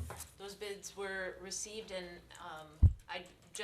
I didn't get a chance to open it, but I did get an update from them, so we could review those at the next meeting, how they came in. Is follow-up on the gentleman's question about the engine braking or noise on Apache necessary for a board meeting, or is that? we can make just a assume comment it's being about it with addressed? this other one. Yeah, we can do that just as a comment. Yeah, or we can include it in, we would have staff reports in the next meeting. and Okay. we Yeah, can that's include it with staff perfect with this one, yeah. I'd just like to let him know and the public know that it was addressed. Yep. And I think we might wanna talk about that water main one, depending on how We would make it a discussion and action for the next meeting to review what we received. Yeah. Okay, anybody else? I believe there's a couple plan commission items as well that'll be on, Okay. at least one, maybe. Final plat. Is there Yes. anything with the mural? Yes, if we have the mural information. Oh, yeah, We're did gonna you? have add that to a different meeting time, because It- it's time sensitive. Well, if we're gonna have the CDA on the 20th, and so we could have it at the CDA and the town board that same day. Okay. Excellent, We've done that before when items have been of importance on the same day. excellent.